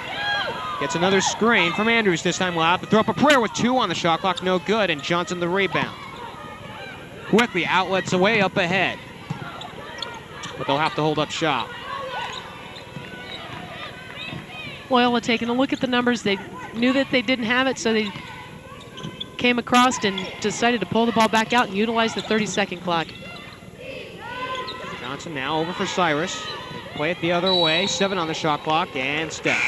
Steps taken by Jenny Pavich. Well, it's one thing, you're allowed to fumble. If you fumble the ball, you can pick it up. But if you fumble the ball and then you look to dribble again, it's a double dribble, and that's exactly what happened to Pavich. Timeout on the floor, Raiders by 4, and we'll be back in just a moment.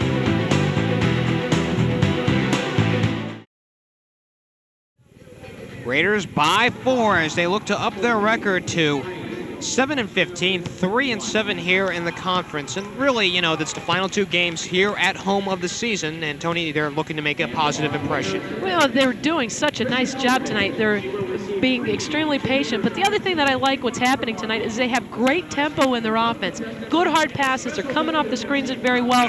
The other thing is the timing is so good tonight. And that is allowed so many good shots, not only inside the paint, but certainly from the three-point range. They're 4 for 10 from the three-point line, but you know, the thing is they're taking some good shots. They're taking them when they're open, and they're not forcing anything. And so, you know, what you want to do is you want to be able to create and establish the tempo. So you want to shoot the ball when you want. You want to pull the ball back out when you want. And Wright State really, for the most part, has controlled the tempo of the game. The inbound will come from Reggen Stewart. Bender gets it. 11:15 left to play in this ball game. Tanya Crum is back into this ball game. She with her game-high 15 points. Bender back up on top. Stewart driving, pulls up, and low block, no good by the traveling call before the shot anyways. Well, it was a good, strong move to the basket. Defense came over, and actually 2 people came over and looked to give Reggen a little bit different look, and that's where she came up with the travel. Madura, Wright State showing some token pressure. Madura gets a screen. Pavich dumps down low. Cyrus double team, goes glass and home, count it. Reggen coming over and giving some good help position, but Cyrus actually almost got called for the walk because she stumbled over the defense and almost came up with the walk. But both Janine and Reggen doing a nice job on the ball. Just need to put a little bit more pressure on her. Look there on the replay. Cyrus will complete the 3-point play. Shanda Hollingsworth, I'm sorry.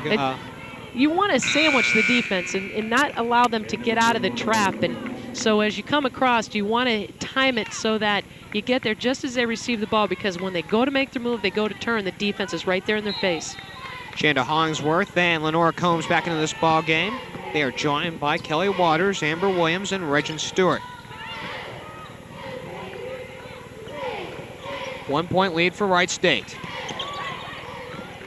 Waters dishing off. Stewart at the elbow and in.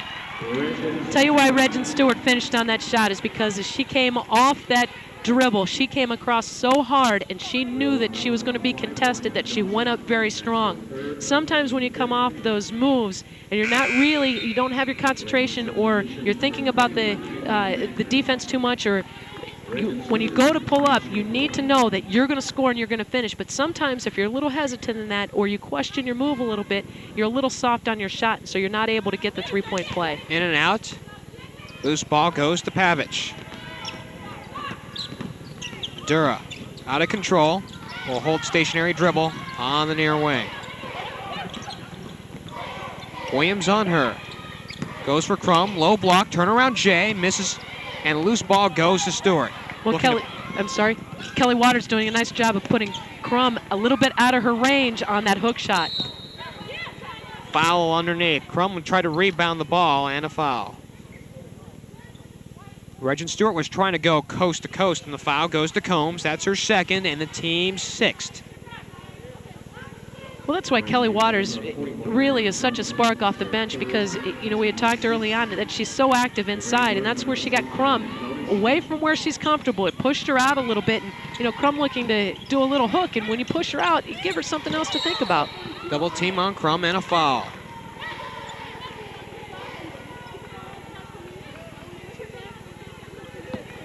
Well, looks like Reggen Stewart coming up with the foul, and you got Reggen coming across right there, and see the reach there a little bit. Actually, they're going to call that on Amber Williams. So she'll pick up her second as we were screened away on that play. Crum will get the front end of the one and the bonus. Well, actually, both players reaching, so. They had to call one of them, right? A little toss-up right there. Maybe we should. But you know, if you're looking at it from a technical standpoint, you know, you really shouldn't be reaching from that point. Get over there a little bit sooner so you can go straight up and contest the shot. Loose ball saved by Loyola. They have a chance to tie things up, down by 2. Madura guarded by Amber Williams. Back up on top. They go to Magner. Now for Madura once again. Looking to drive. Goes baseline. Goes glass. No good. Combs cleans up the glass. Shanda going on the sideline. She was fouled on the way to the hoop by Christy Madura. Well, Madura just being a little overly aggressive instead of just looking to contain Shanda. She didn't really establish her position well enough, because what you need to do is when you get the defense coming right at you, you need to back off a little bit and just look to contain, because you're certainly not going to be able to reach for it. Amber on the baseline. Nowhere to go. We'll take it back on out. Waters up on top near the elbow. Now back for Williams. Gets a screen. Still holding onto the ball. 10 on the shot clock. Screen by Combs. Looking to spin. Picks up her dribble. In trouble. Pulls up with 4 on the shot clock. An air ball. And Crum comes down with it. Quickly up ahead. Lori Shelby into this ball game. This one deflected away, and Combs comes up with it. Amber Williams doing a nice job getting her hands in the passing lane. Stewart. A good decision right there by Wright State, pulling the ball out, utilizing the clock. Combs puts it on the floor, gives it up. Waters thought about the 3. Now goes back for Combs, and no good, but a foul. That'll be on Cyrus. That'll be her 4th. Nice ball work between Lenora and Kelly Waters, and Lenora looked to make the penetration. Defense did a nice job of cutting her off, so she kicked it out to Kelly Waters, and Lenora did a nice job of reposting again, and Kelly feeding inside to the bottom hand of Lenora, as Lenora had the defense sealed on her high shoulder, and that was a nice pass inside. Team fouls are even at 7. Raiders nursing a 2-point lead.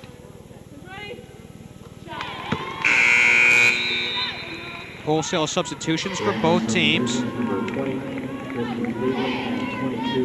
Combs, her shooting output tonight has been pretty good, now with 14 points. Timeout charged to Wright State.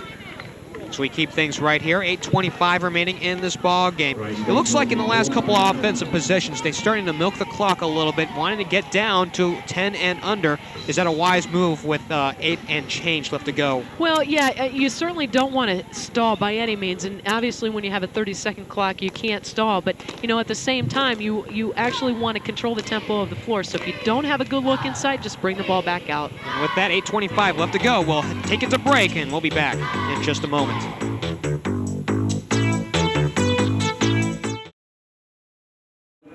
3-point lead for Wright State. The final game of this 2-game homestand for Wright State will come up on Saturday. That'll be a 1 o'clock start against the University of Illinois Chicago. And of course, Toni and I will be on the air just prior to tip-off. 3-point lead for Wright State, and they're holding fast to that good lead. Well, they are. You have to give credit to Loyola because Loyola is really sticking around. And one of the things that Coach Roesch wanted to do is she wanted to get the ball inside. And you have Crum with 16 points, and you have Cyrus with 16 points. So they're really doing a nice job of utilizing that and really executing their game plan. But at the same time, Wright State is doing a nice job of controlling the tempo of the floor and taking some very high percentage shots. Combs at the line. And that one is home. Lenora Combs really coming to play tonight. She's doing such a nice job of being a little bit of here and there and everywhere. And she's she's 3 for 3 from the from the free throw line. She's 2 for 4 from the 3-point line and has 15 points right now. Recanting the Beatles there, huh? I gotcha. Loyola back on 0, down by 4. Magner dumped down. And the kick out. Magner on the baseline. Will hold on to it. And it's on the floor. Loose ball tie up. Carrie Bender playing the passing lane very well right there. She was showing on the penetration as Amber Williams was defending Magner, as Magner was going hard to the basket, but at the same time, Carrie read that extremely well on the pass as Cleveland looked to pop to the short corner. Carrie was right in the passing lane. Tie up. Alternate possession will go to Loyola. Open 18-footer for Crum. Easy. Well, Crum pretty much uncontested, just took the ball right there about 10 feet out at the short corner and just knocked it down. 18 points for Tanya Crum. 2-point ball game once again for Wright State. Bender up on top. Gets a screen from Stewart. Now the entry pass goes to Stewart at the elbow. Can't hold on to it, so she'll give it back to Bender. And she'll pop the 3. It's off the front. Janine Andrews cleans the glass, goes to the hoop. No good, but a foul. Wise decision by Janine Andrews. She took a look when she first came down with the rebound. She thought about the shot, realized that she had the lane to the basket, and that's a good read on her part. Carrie Bender really a little downtown on that shot, so she was short on it, and Janine, since the rebound was long, and was able to come down with it going up with her left hand, but that was a wise decision on her part to take the ball to the basket. Timeout, charge to Loyola. We'll hold things right here with 7:30 left to play in this one. 2-point lead for Wright State, as they look to improve their record once again to 7-15. They're coming off, right now they're in the midst of a 6-game losing streak, and this would be a nice time to break it. Well, certainly. You need to get off that roller coaster anytime you can get a win. It's such a huge lift for your confidence. You know, because you come in and day out, and you're working, and you go into the next game, and, you know, obviously people are here to win. You know, that's what competition is all about. You know, winning's not everything, but certainly when you win, it certainly helps to build that confidence a little bit and helps the psyche. And so, you know, it kind of makes things a little worthwhile. Anytime you can come up with the win, it's well worth it. Talking about Loyola, the Ramblers, they lead the overall series. This is the 9th meeting between the two schools since Wright State joined the Midwestern Collegiate Conference as we know it. They lead it 5-3. Their last win, of course, coming earlier this season, back on the 12th, as you've been alluding to throughout this ball game. January the 12th, that is, and that has come to a Loyola 61-52 win. However, you know, there's a lot of people who thought that Wright State, you know, they could have won that game. It just slipped away from their hands. Well, you know, that's the thing about Loyola is that they're staying in every game, and they're right there. And that's part of the Coach Roesch's philosophy right now is that she's trying to teach. And as much as they can hang around, the better off they're going to be. And they're going to surprise a lot of people. And they certainly surprised Butler. And a lot of people were sitting back saying, how did Butler lose to Loyola? Well, you can see right now, they don't quit. They're very young. They're very aggressive. They look to utilize their strengths very, very well, and they're certainly using Crum and Cyrus extremely well inside, and so you have to give them credit for that. And they're two very young players, one freshman and one sophomore. Andrews at the line, 2-shot foul. First one is home. Janine's had a good night. Well, she's really been coming on very strong past few games, and it's almost as though as the season goes on, the stronger she's getting. But the thing that really I'm impressed with tonight, in addition to her positioning defensively and her boxing out, is she is taking some very, very good shots. Parrish goes on over for Dilling now, back up on top. Crum, back for Dilling. On the floor, Reggen Stewart smiling, guarding her. This one poked out of bounds by Reggen. Reggen knows that she has her boxed up. Well, you can kind of smell it. You know when you got somebody on the run a little bit, and so you just want to keep going after them. Vandergeest comes out, Waters back in for Wright State. Pavich. And we have a foul. Or do we? It's an official timeout. It's a question on the shot clock, and I'm not sure if the shot clock should have been reset. I think that they did reset it. There is a 29 up on the shot clock, so they did indeed reset it. However, they're conferring right now, so this is an official timeout as the officials want to make sure that they got everything all right. Well, in the last outing, Reggen Stewart had 11 points as well as Jess Vandergeest, and both of them had 9 rebounds apiece, so the two of them doing very well on the glass. Well, as we saw at the half, the rebound differential was huge between Wright State and these Loyola Ramblers. In fact, I believe it was 21-9. It sure was, and right now Wright State out-rebounding them 31-23. That, as they say, will get the job done in most nights. Well, rebounding isn't any different than defense, and it's just flat-out pure heart and hustle. And it takes somebody that's very strong and very determined to play some very good defense as well as going after the rebounds. And you can sit back from the stand saying, well, why doesn't the coach get him to box up? Well, it's something you work on every day in practice. Just a matter of executing it on the floor. With 5 on the shot clock, Crum throws up 1. However, she was fouled in the act of shooting. We're going to get Janine Andrews with this one.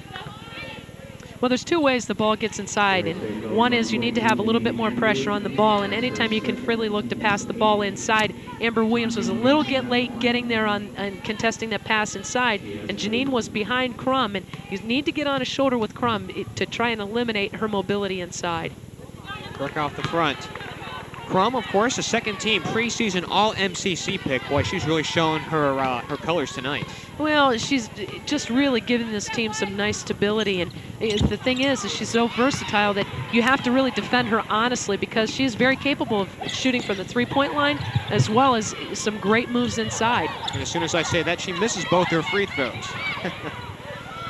Well, that's certainly not negating what she's been doing tonight. She has 18 points and 8 rebounds. Take that any night, right? Williams. For Bender, baseline, and out of bounds. Carrie just moving her feet a little too quickly, but saw that she had the baseline drive to the basket, and there wasn't any help side position there, and looking to make the right move, right decision. She just got her feet moving a little too quickly. Vandergeest and Combs back in. Waters and Andrews on out. Magner will handle the ball. 6:34 remaining in this ball game. Raiders by 4.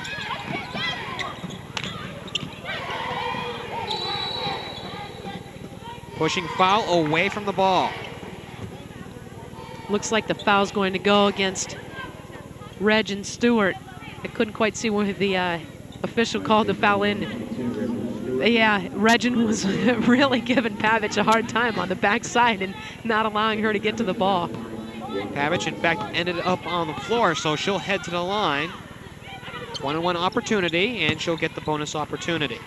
In fact, this is what I was alluding to back in the first half. Pavich from my hometown of Hinsdale, Illinois. Yes, I am quite the geography buff today. Well, I just want to know, did you teach her how to play some basketball? Well, when she gets the second free throw, we'll have to discuss that some more. And in case you wonder where Hinsdale is, that's about 35 minutes southwest of Chicago proper, and she gets a second. Well, there you go. You must have taught her well because she at least has 2 points and 4 assists, so she sees the floor extremely well. Yes, I can certainly take credit for her ability, I'm sure. Williams gives it on up. Reggen Stewart for 3, and it skips off the back flange. Hollingsworth chased it down, and they reset. Hollingsworth thought she had an open jumper, has this one poked out of bounds. Poked out by Elizabeth Dillon. Right now, the past 2 possessions, Wright State being a little cautious in their half-court set. They need to make sure they continue to attack the basket. They need to keep their timing sharp, keep their cuts sharp, and keep their passes sharp as well. 2-3 zone, 13 on the shot clock. Amber Williams pulls up free throw line, no good, and Crum, her 9th rebound. you know, sometimes going back to your comment a few minutes ago about utilizing the clock, can it work against you? It can work against you if you stop attacking. But if you utilize it to your advantage in terms of utilizing the clock and then attack the basket, the better off you're going to be. But right there you have Cleveland looking to post up, and she had a nice little turnaround jumper for 2. The junior out of Chesterton, Indiana, ties up this ball game at 61. Reggen Stewart tries to answer back and does. Well, she got that ball dancing off the rim, but right there she did a nice job of looking to take the ball right at the basket. You need to continue to make some things happen. Reggen right at her average of 12 a ball game. Pavich up on top. Farnsworth on her. Gets a screen. Taking it to the hoop and lost the control of it. Double team will kick it on out for Dilling. Now back over for Pavich. Baseline shot, no good. Loose ball will go to Combs. Well, not a shot I'm sure Coach Roker would have liked to have seen. They were a little quick on the trigger, and, you know, they as well have time on the clock. They don't need to take too many quick shots. Oh, Combs wide open 3, no good, and Cleveland the rebound. Well, you couldn't have gotten more open than what Lenora did. Nobody within 5 feet around her. No, and that's where if you're going to take that shot, everybody needs to crash the offensive boards. From the dish up, Pavich, open 18-footer, in and out. Combs the rebound, and will give it up quickly to Hollingsworth. Quickly up ahead. Williams thought about 3. Now a hook shot in the lane, and oh!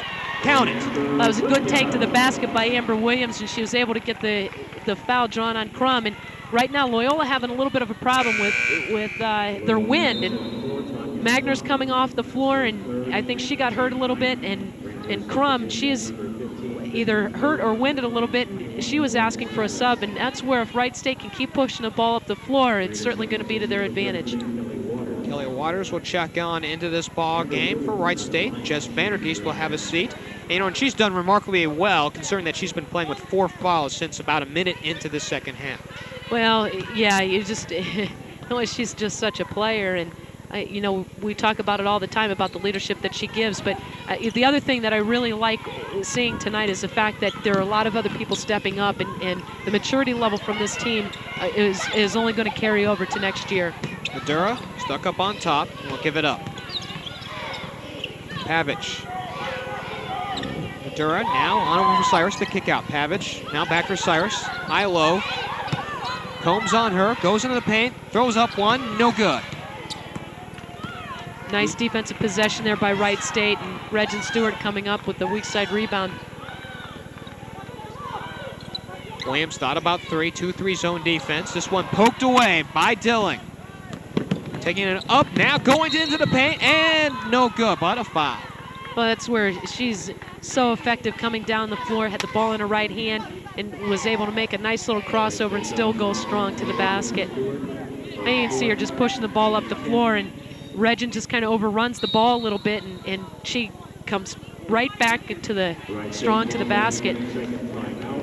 20-second timeout charged to Wright State with 3:27 left to go. The foul is on Reggen Stewart, and she is also in foul trouble. Well, you have to take a look at Crum right now. I've been watching her. Her jersey is soaked, and she's been working extremely hard tonight. She has 18 points, 9 rebounds, and she's been working so hard. But, you know, the other thing is you have to wonder, is she working so hard, or maybe is she coming down with the flu? Because she has really been so effective for the team this season, and it's a little uncharacteristic for her to be as winded as she is. So you kind of have to wonder if maybe she's coming down with something. Jess Vandergeest will come back into this game. Reggen Stewart, Amber Williams, Shanda Hollingsworth, and Lenora Combs will join her up with the 5. Dilling at the line. Well, either way, it doesn't matter if you're sick or not. If you're Wright State, you need to keep attacking them because you have them on the ropes right now. You need to kind of put them away if you can and not let them hang around too long because they're too dangerous. Wright State with 10 team fouls, so Loyola now in the double bonus. Well, this is where Wright State, they don't want to play too cautious, and they certainly don't want to be a little too anxious. They need to just be patient, control the tempo like they have been the whole game. Cyrus to offensive board, no good. Vandergeest comes up with the rebound. Just being very strong on the boards and good positioning inside and coming down with the ball and chinning the ball right away. Williams gives it up, Hollingsworth. Williams nearly popped it from the free throw line, goes for Reggen Stewart from 16, too strong. Cyrus the rebound. Well, that's a nice look there. They were a little patient and very unselfish play, and Reggen had a nice little fake, but you know, anytime you can get a second look at the bucket, the better off you're going to be, especially coming down towards the end of the game. You don't want to go 1 and out. Entry pass nearly denied. Dilling, however, holds on to it. 10 on the shot clock. Screen, Dilling to the hoop with the left hand, no good. Loose ball, offensive board, and the stick back home. Well, Cyrus staying strong on the boards and coming up with that. You know, you have Loyola with a second opportunity, and that's where Wright State, anytime they can get a second look at the bucket, the better off they're going to be, because they've been coming down the past couple of possessions and really only having 1 opportunity at the bucket. Combs, open 3 off the front. Cyrus the rebound. 1-point ball game. Madura spins in the lane, kicks it on out, and an offensive foul. Boy, you have Madura taking the ball right at Amber, and Amber needs to make sure that she sits down. This is a very difficult time to play in the last couple minutes of the game. Your legs are starting to get a little tired. You're a little bit fatigued. You have the offense going right at you. So this is where you need to make sure that you sit down in defensive stance, and it's really a test on your legs. Check that, it's a Wright State foul. Madura to the line, and she will not make the first end. Bender will check back into this ball game for Wright State in place of Lenora Combs.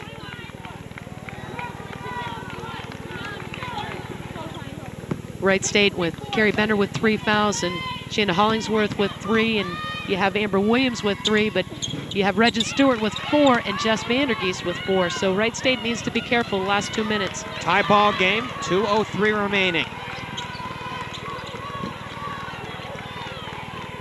Hollingsworth and Williams up on high.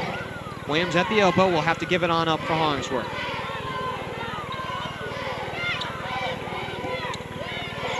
On the shot clock.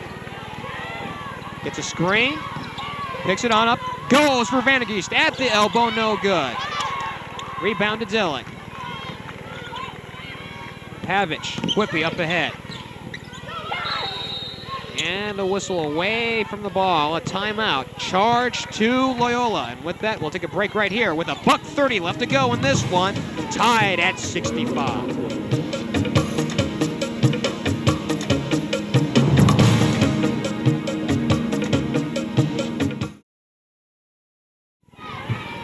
We're tied at 65, 90 seconds left to go in Ramblers and the Raiders. 18 points put up for the game high by Tanya Crum and Lauren Cyrus. They've done a pretty good job up in the front court. Well, they certainly have. 2 of them at nice size. Both of them are 6'1". They make a nice little combination inside, and you know, they're so strong and they have such good size inside. And the other thing is they have great hands, but both of them utilize both hands extremely well. They can shoot with the right, shoot with their left. They have some nice power moves to the basket, as well as having some good hooks with both hands. Tied at 65, 90 seconds left to go in this one. You know, we haven't seen overtime yet in this season, and you know what, Tony, I know you and I aren't hoping for it, but would such a scenario benefit Wright State or would it benefit Loyola? Well, you know, anytime you can win it in regulation, you want to do that, but you know, it certainly doesn't take away from the experience that you gain going into it. It doesn't matter if you come up on the losing end or not, you are definitely going to learn from it. And, you know, it's going to have to be Wright State making sure that they play good defense in this possession. They can try and eliminate the score, the better off they're going to be, and certainly going down on the offensive end, they have to utilize the clock and take a high percentage shot. Loose ball, picked up by Williams, in traffic, going up, and will hold up shot. Once again, Janine Andrews coming up with the steal, and that's what we're talking about. Good defensive possession right there. Amber Williams with a good decision of pulling the ball back out. Stewart, the kick out, goes for Vandergeest in the paint, goes glass too strong. And Cyrus the rebound. We're under 1 to play. Well, again, you want to have another good defensive possession here. You need to sit down in your stance, and this is a true test of the defense right now. Everybody needs to talk and trying to take some things away from Loyola. Shot attempt no good. Andrews cleans the glass. Her 10th rebound. Well, this is where they can be very patient. They don't need to force anything. That's a great timeout right there by Coach Fitch, looking to gather the team. 32 seconds on the regulation clock and 25 seconds on the shot clock. Therefore, you can look to set up a nice play. Don't need to force anything, but they definitely have to score. tied at 65. We'll be back to wrap things up in just a moment.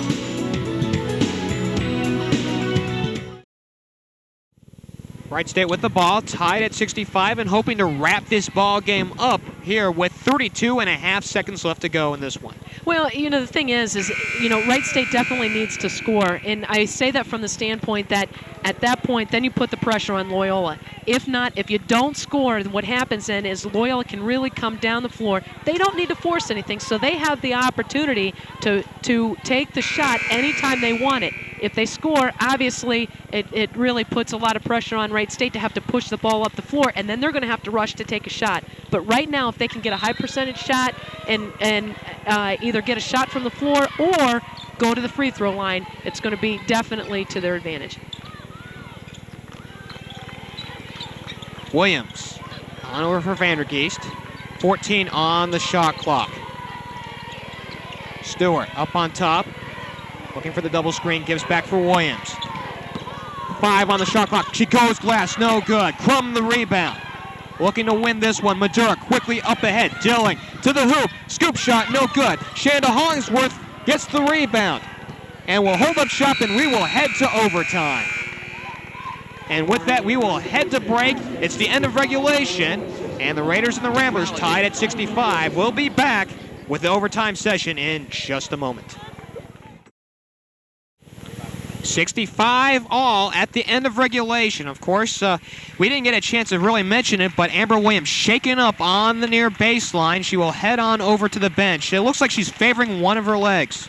Well, it looks like she might have sprained her right ankle, and anytime you come down either on somebody's foot or sometimes you come down on the side of your own foot and you turn that ankle, she's really hurting a lot right now. And, sometimes it's a judgment call on the trainer and the player as well, whether or not they can go, and sometimes you can get taped up, but right now it looks like she's shaking her head no. The trainer's asking her a few questions, but she doesn't really have a whole lot of range of motion right now and limping pretty badly.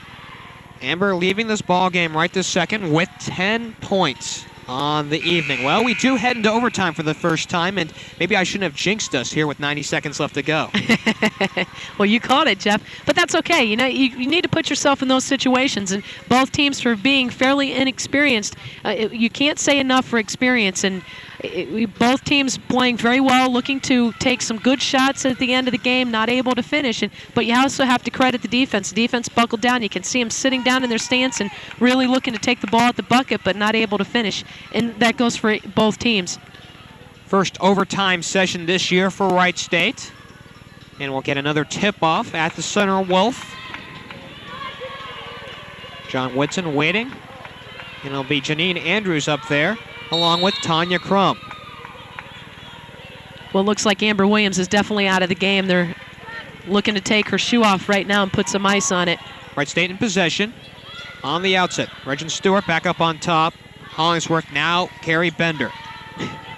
I take that back, though. Amber Williams is trying to talk her way into getting back into the game. Reggen Stewart in the paint, no good, but a foul. Well, it was a nice take to the basket. Amber coming in with her left hand and pulling up for a jumper and looking to, and actually drawing the foul from Madura as she's taking the ball strong to the basket. Madura picks up her third personal. Well, the other thing that Wright State can look to do is Janine Andrews has been very effective inside, and so why not go right at Loyola, make them play some defense inside and take it right at them. And Janine's been doing a nice job popping up to the high post and not only shooting from there, but looking to take the ball to the basket as well. Vandergeest checks out. Kelly Waters checks back in for Wright State. Reggen looking to add to her point total and does. Gets them both. Well, that might not be a bad substitution by Coach Fitch. There's a little over 4.5 minutes to play, and you have Jess with 4 fouls, and you have Amber Williams sitting out right now, and so you certainly don't want Jess Vandergeest to foul out at this point. They go on over for Pavich, back up on top for Madura. Now looking for Cyrus to kick out. Pavich back for Cyrus, low block, turnaround Jay in the paint, too strong. Hollingsworth the rebound, and the Raiders come back on up. Good possession there by Loyola, looking to work their in and out and repositioning inside by Cyrus, and she wasn't able to get the ball to fall, but it was also good defense as well by Wright State. Hollingsworth, 3 on the way, and no good. From the rebound. That was a tough miss right there by Shannon, but it was a good shot for her to take. Nice defensive play back on the other end for Janine Andrews. They were looking for that big outlet to Lawrence Cyrus, and a one-on-one opportunity. Nothing there, so Cyrus will check on out as Mindy Magner checks back in for her in this overtime period.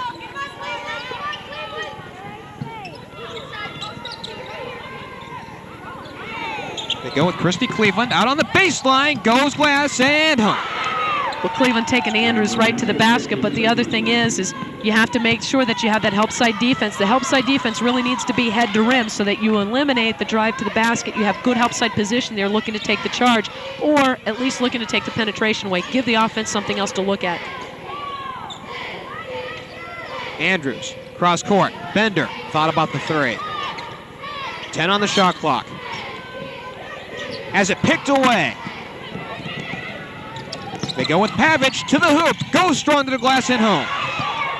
A little indecision there by Wright State, and offensive spacing was a little bit of a question mark right there, and that caused Carrie Bender to turn the ball over, and that's where she really needs to make sure that she takes care of the basketball. But the offense was a little stagnant at that point. People need to move. They need to continue to make their hard cuts.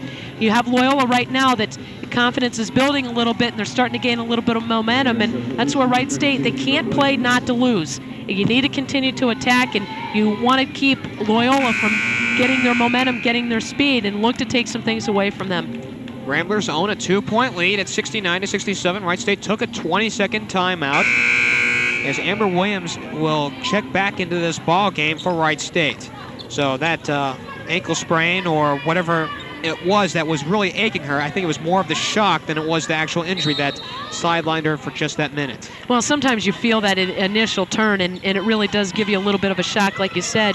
But the other thing is it'll be interesting to see how well she moves. It looks like she's planning okay, but when you go to push off that foot, that'll really test the strength of that ankle at this point. In the paint, and we're tied at 69. That was a huge bucket for her. I just want to know if she called that bank. 16 for Stewart. Magner gives it on up. Pavich down low. Shot, turnaround and home counted. Tanya Crum, 20-point game for her, and she'll go to the line for an old-fashioned three-point try. Well, Kelly Waters getting right on Crum's back, and Crum's doing such a good job of posting up so hard, but that's where you need to make sure that, Shannon needs to put a little bit more pressure on that ball. You had Pavich that was able just to feed the ball inside to Crum, and you have Kelly Waters going one-on-one with Crum, and, she's given up a little bit of a size advantage inside, but you need to get on a shoulder, pressure on the ball, and you need to get in the passing lane. Kelly Waters picks up the foul. That's her first of this ball game. Crum, he can't get it to go and just gets the rebound. Loose ball out on the floor. We have a tie-up. Nice defense by Beth Dilling. It just looked like just tripped up just a little bit. Well, she did, and she tried to come down with the ball and tried to chin it, but she didn't quite get it there, and as she came down and tripped up a little bit.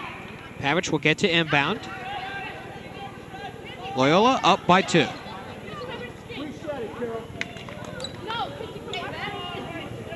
There was a question there by the officials, and it was a good call. The shot clock did need to be reset.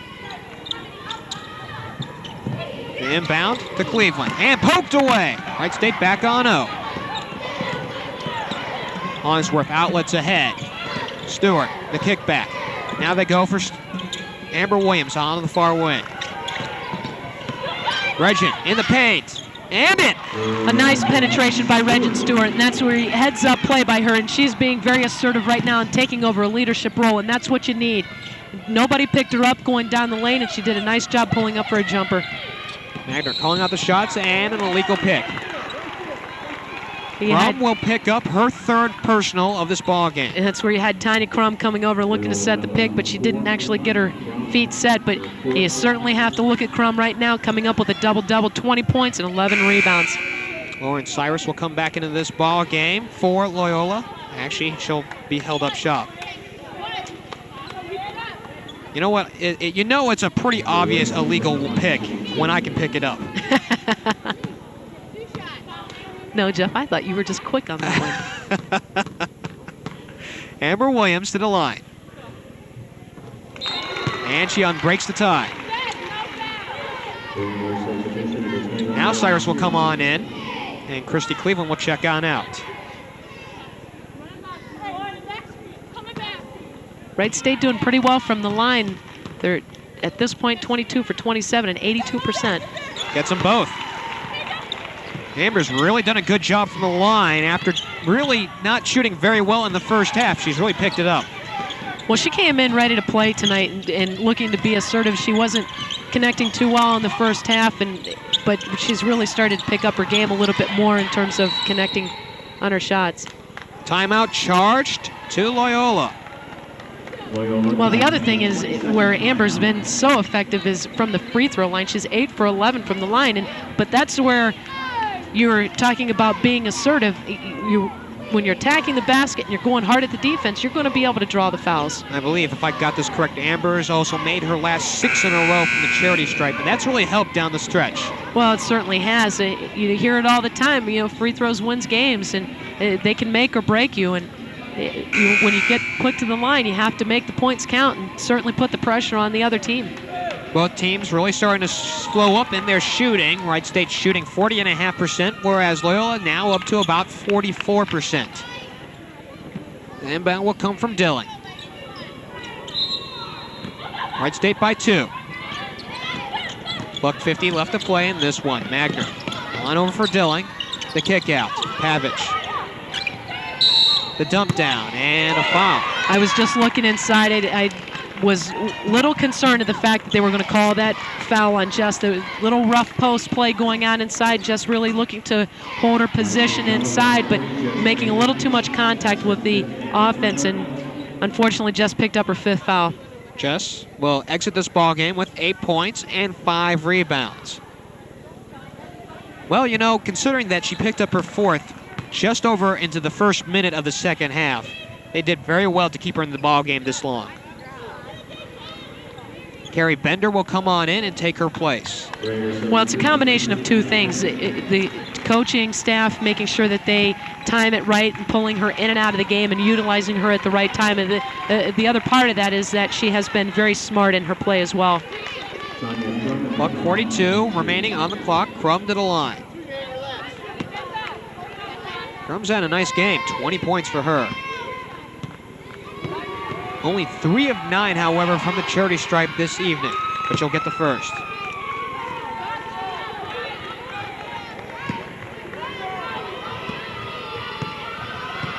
Well, Crum's just getting better as each game goes along, and it'll be interesting to see her play by the time she's a senior. We're tied at 73. We have $1:36 left to play. Bender now for Janine Andrews out on the baseline, the kick out.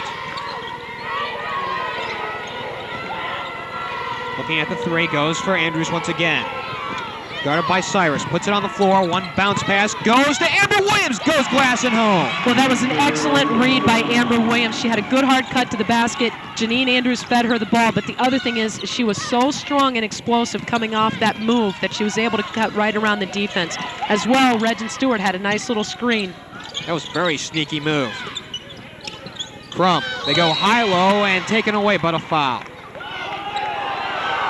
Oh, and a tough call. Well, in defense... Actually, they're going to call a timeout. Are they going to say they called the timeout before the takeaway? In defense of the official had actually blown the whistle, and probably because of where she is and her angle, probably was not watching the ball. As the middle official, you have an area that you cover, and her area is right around the top of the key, so she was probably looking at the pass, and as Coach Roesch was calling the timeout, that's when the official was looking to blow her whistle. Unfortunately, for Wright State's standpoint, Janine Andrews coming down with the steal and in great position. Well, tough call there. We're under a minute left to play in this one. 13 on the shot clock. Dilling will inbound, triggering to Magner. Works her way around the arc, guarded by Williams. Goes back for Dilling. Now back around Pavich. Dumped down to Crum. Double team, goes glass, up, no good. Loose ball taken away. Great outside defense by Janine Andrews, and Reggen Stewart was in good position there on ball, and Wright State doing a nice job of coming down with the rebound. Hollingsworth. Williams back up on top. Bender. 15-second differential between the game clock and the shot clock. Wright State's going to have to take... And a takeaway. Dillon coming, racing to the hoop, goes to the glass, and we're tied once again at 75. Just as I was going to say that, I was going to say Wright State needed to take the ball out of the basket. They were just a little too apprehensive. Williams up on top, picks up her dribble, goes for Hollingsworth. We're under 10 seconds left to play in this one. Stewart driving, kicks it out. Bender, 3 on the way, and it is no good. And we will go to a second overtime. Oh, you want to talk about a game of inches? We came down right to that. A second overtime coming on up. We are tied at 75. Well, Carrie Bender really letting that ball go for a dance up on that rim, and it kind of hung up there a little bit, hit the front of the rim, hit the back of the rim, and just kind of bounced out a little bit. That would have been a huge 3 game winner, but unfortunately it didn't fall, and we're going into our second overtime. We're tied at 75 through the first overtime, and we'll be back in just a moment. Well, we should have known something wacky was going to happen tonight. The game clock up in front of us has stopped at 7:50, and of course now we've gone into a second overtime. If you've joined us late in this one, well, you've joined into a doozy. We were tied going and out of regulation, of course. Carrie Bender had a last-second shot for 3 to win the ball game. That was just in and out by mere inches. Another tip-off on the way. And the possession will go to Wright State.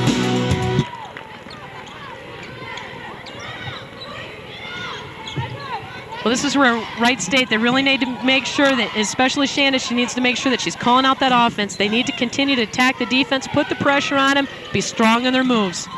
Bender, 3 again, knock it down! There she goes. She was able to get that one, and you know she wished she had that other one back, but that's a huge 3 by Wright State. Now they just need to sit down and play a little defense. 78-75. Cleveland back into this ball game for Loyola. They go with Pavich up on top. Turn around over to Magner. Gets a screen. Now we'll kick it on out. Pavich now over to the far side. Going for Dillon. One bounce pass back for Pavich. And she'll try to answer with a 3 of her own. No good. Loose ball out on the floor, and it'll be a Wright State possession. Well, Loyola right now trying to rest Crum, give her a couple of minutes here, and then they're going to look to substitute her. But you also have to take a look at Jess Vandergeest, who's sitting on the bench. And, you know, right now Wright State's doing very well in terms of executing without her, but you certainly have to look at what her effectiveness would be like if she were still in the game. Magner out of this ball game. Christy Madura comes back in for Loyola. But as well, you have to give credit to Carrie Bender. Carrie has really stepped up and giving some great poise and some great leadership and showing it that she is a senior and she's been around for a while. Speaking of Carrie, she has the ball out on the wing. Under 4 minutes left to play in this second overtime. They go with Andrews at the elbow, the kick out. Williams passing up the 3, goes into the paint, pulls it up. Her shot perhaps partially blocked. Reggen Stewart comes down with the loose ball and a shot clock violation. Well, right there, Reggen probably wanted to take the ball right off the defense's leg if she could have. She was a little off balance. But the other thing is Loyola has gone to a matchup zone, and that's created a little problem for Wright State in terms of reading the defense and questioning what they're going to run. And, you know, they just need to continue to make sure they set their picks. If they're running a motion, they can run the motion against this zone defense. Offensive violation against Loyola. We will head the other way. Came away from the ball.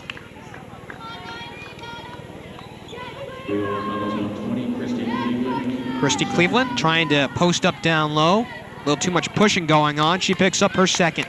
Well, that's another point of emphasis for the officials this year, as well as in the years past, is the rough post play. And unfortunately, that's where Jess got caught a little bit, but the officials are staying consistent with it, and Cleveland coming up with a foul that time. Andrews misses her first of this ball game. Tanya Crum will come back into this ball game as Cyrus will check out. Raiders by 3. We have 3:27 remaining in this second overtime. Coach Roesch trying to give Cyrus and Crum a little bit of a rest and alternating them, and you have to assume that she's going to be bringing Cyrus back in here probably in another minute or so. Cleveland now over for Crum. Guarded by Andrews. They go high-low. Dillon goes glass and home. Well, Dillon looking to post up Carrie Bender inside, and anytime from an offensive standpoint that you can get somebody down in the low post and post them up, it's to your advantage. 2-point ball game. 3 minutes left to play in this second overtime. Stewart puts it in play, goes back for Hollingsworth.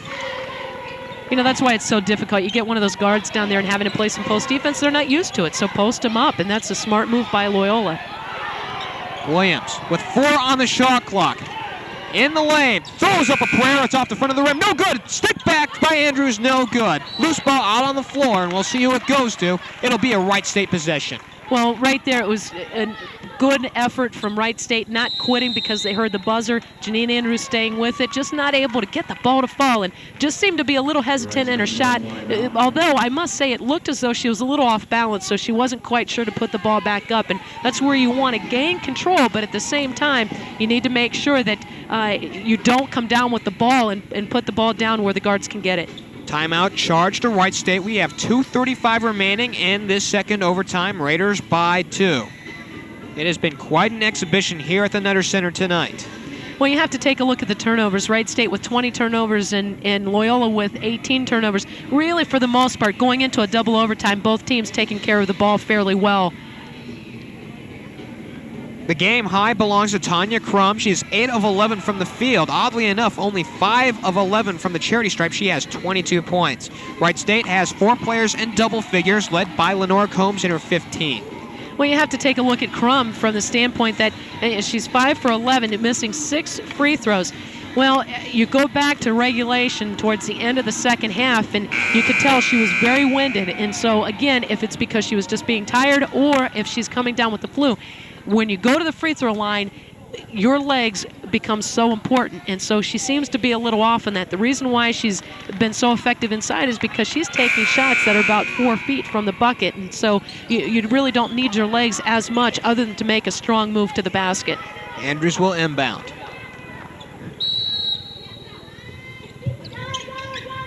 It'll go to Bender. Full complement on the shot clock. Hollingsworth still taking her time up on top. Williams looking to drive, goes baseline, pulls up, and in.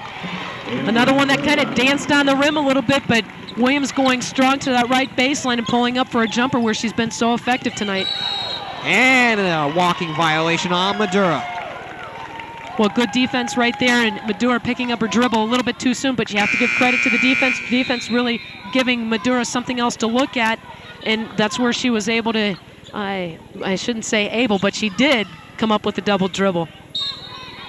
81-77. And you look at both teams out there, both teams have players very, very tired.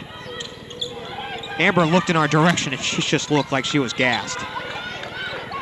Andrews, now over for Bender. Nearly walked with that one herself. Hollingsworth now for Williams. Goes into the paint, throws up another one, no good. Cleveland the rebound. Wasn't a bad penetration, going right to the basket and pulling up, and again, that's where she's been so effective, going to her right, and she was able to go down the middle of the lane. Crum on the wing, Magner on our side. Guarded by Amber Williams. Now for Crum. She'll trigger the three, leave it off the front. Offensive rebound, and this one taken away, out of bounds. They call the timeout in time. It looks like it's out of bounds off of Wright State, but you have to take a look at Loyola's execution. You had Dilling posting up Carrie Bender. Give the ball to Dilling inside because, you know, Carrie's obviously, we had talked about it, she's not used to playing post defense. Dilling is such a huge athlete, and we had talked that she is their best athlete on the floor, so give her the ball. You certainly, at this point in time, don't want Crum putting up a three-pointer. Lauren Cyrus back into this ball game for Christy Cleveland. Magner for Pavich on the wing, thinking about three. 20 on the shot clock, Magner. Looking to drive on Williams, goes baseline, it's off the front of the rim. Loose ball, and a foul. Great defense by Amber Williams. She was sitting down in a defensive stance, really looked to take the penetration away and the baseline away from Magner, as Magner was looking to force some things to happen. You see Magner putting her head down, putting her shoulder down. Amber Williams, great positioning right there, was able to contest the shot, then come down with the rebound and getting Magner coming over her back. Amber to the line. Both teams well into the super bonus. Back in that second half. Brick off the back. Well, this is where concentration is so important. You're fatigued, your legs are fatigued, and so when you're on the line, you have to just say to yourself over and over again, legs and follow through, legs and follow through. 9 of 13 for Williams tonight, 82-77. This equals the biggest lead put up by Wright State tonight. Pavich looking to dump down low, double team, shot put up, no good, but a foul. Cyrus? Yeah, Cyrus going strong. She got that ball, and you know, as soon as she was getting it, she was going up strong. Double team or not, she was going up with it. Janine Andrews will pick up her third. So Cyrus will get a chance to score 2 here with no time running off. In fact, speaking of time, we have just under a minute, 59.8 seconds. Home. I really like the poise of this freshman. She's doing such a nice job. And we talked about Crum coming into the game, and certainly Crum has had a nice game tonight. But Cyrus is extremely poised and very confident as a freshman. And the other thing is across the league, you have quite a few freshmen that are doing such a nice job this year. Timeout charge to Loyola. But before that, we had Christy Madura coming on in for Mindy Magner. But it's now a 3-point ball game, or if you will, 1 possession. However, Wright State has the ball. So here's a good time, I would imagine, for them to find their shot and milk the clock. Well, you certainly want to look to execute it. Take the shot when you have it. You don't want to force anything. If they put up a 3-pointer, it has to be a last opportunity or a last look at the bucket. You don't want to come down and force anything. And you want to... Loyola does not actually have to come right at Wright State. They don't need to do anything at this point because they can get the ball back as long as they keep them from scoring. But as far as Wright State goes, they need to have some good possessions. Loyola's been sitting in that matchup, and so you still run a motion, you can still run your sets, but the thing is when you run those sets, you have to make sure that you set the picks on the back side of the defense. You can't come up and set it on the front side because then you're going to get a look that's pushing you away from the basket. If you can set it on the back side of the defense, then you can look to attack it. But if you're setting it on the back side or coming up and setting on on-ball screen, then you can look to attack the basket from the penetration going either direction. Basketball 101 here by Dr. Roesch. Well, sometimes people have a tendency to shy away from those zone defenses, and you can run a lot of your offensive sets. You can run a motion against a matchup defense, but the whole thing is it's the angle in which you set the screen.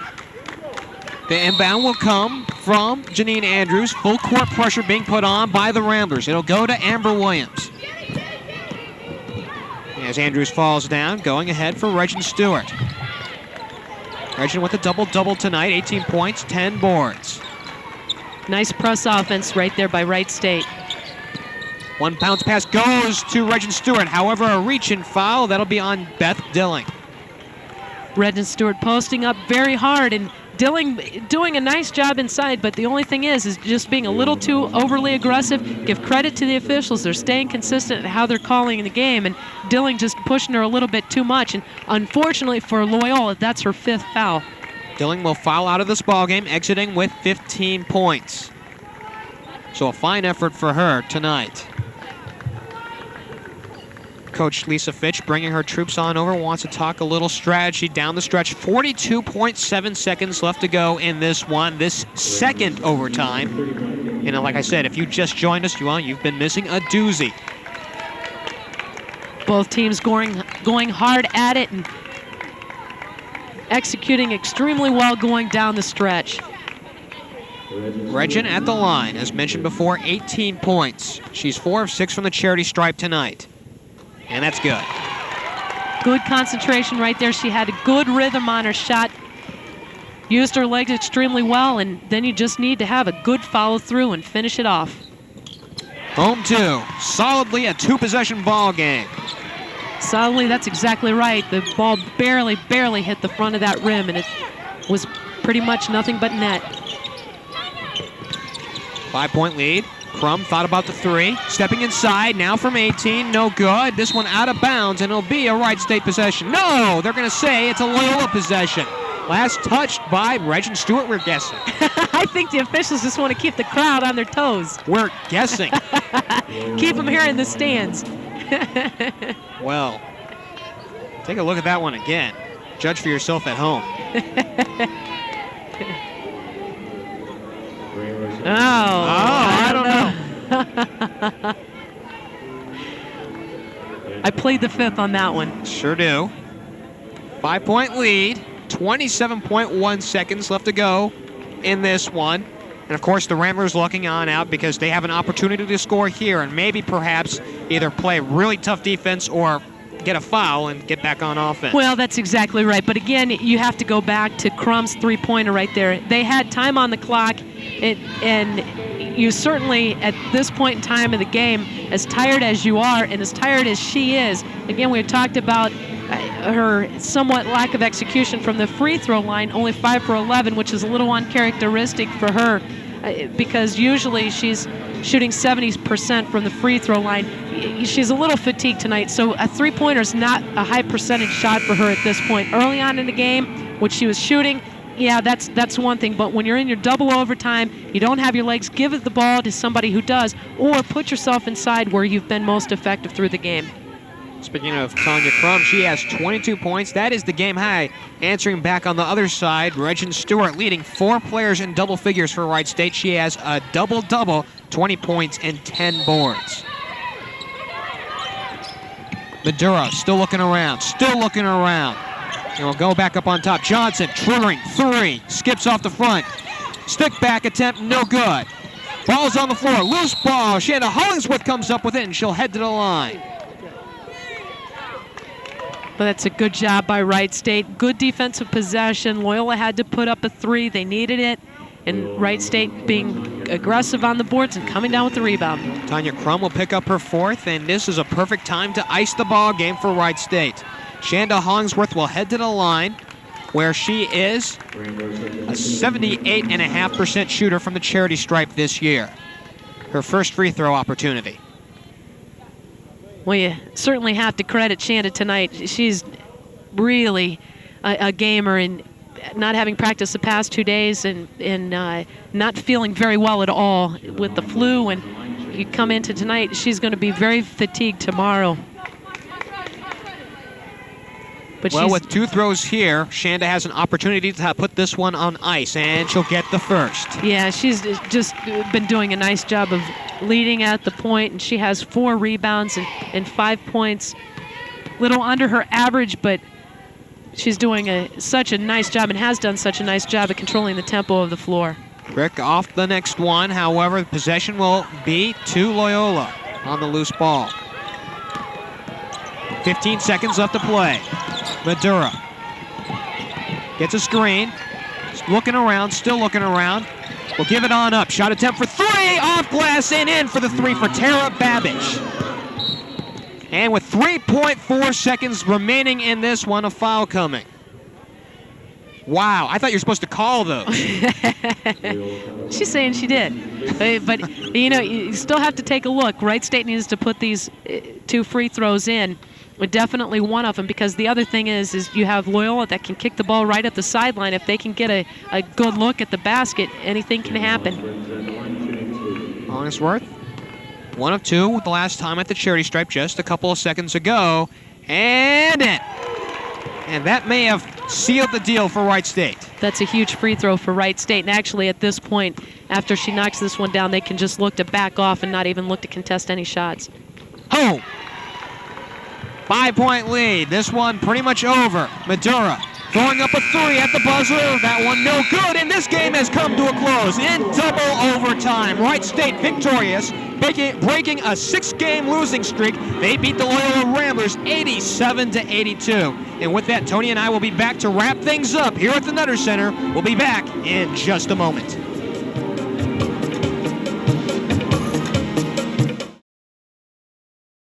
Back out to the Nutter Center, a double overtime victory for Wright State. They break a 6-game losing streak, 87-82 over the Loyola Ramblers. A fine effort tonight, led by Reggen Stewart, a double-double, 20 points, 10 boards. Well, the thing about Reggen, as we were talking during the game, is she's so effective when she comes off her penetration. She's so quick and she looks to turn the corner. But the thing that she did tonight that she hasn't really been doing in the past, because she's capable of scoring a double-double almost in every outing, is the fact that she was sighting the target tonight. She was right on the money and doing a nice job on the boards and coming down with 10 rebounds. Of course, on the other side, Tanya Crum didn't disappoint. She had a game-high 22 points. Yeah, she sure did, and coming down with 12 rebounds as well, another double-double for the game. And, and the nice combination with Cyrus inside, 20 points, and she had 9 rebounds. So the other thing is you have to take a look at Janine Andrews, for Wright State, because Janine, outstanding job tonight, 9 points and 11 rebounds, only one shy of a double-double. A very strong night, and they break a 6-game losing streak, 87-82, the final. And speaking about these women's games in the MCC, well, the women's basketball tournament coming on up next month. It's the 4th through the 6th over at Cleveland State University. And the information there, if you want to see the tournament, 216-687-5116. And, of course, Wright State right now is 7th seed. So right now, if you want to handicap where they're at, they'd be playing Butler, the Bulldogs. And, of course, we saw them just not too long ago. That would be a very tough matchup. Well, it would be a tough matchup, but you have to take a look. Butler is very capable of being beat. But the thing that I like tonight about Wright State is the fact that it's some very, very balanced scoring. You had a lot of other individuals stepping up tonight. Jess Vandergeest going out in foul trouble, but you had Janine Andrews really stepping up and contributing. You had Reggen Stewart coming down with 10 rebounds, 20 points.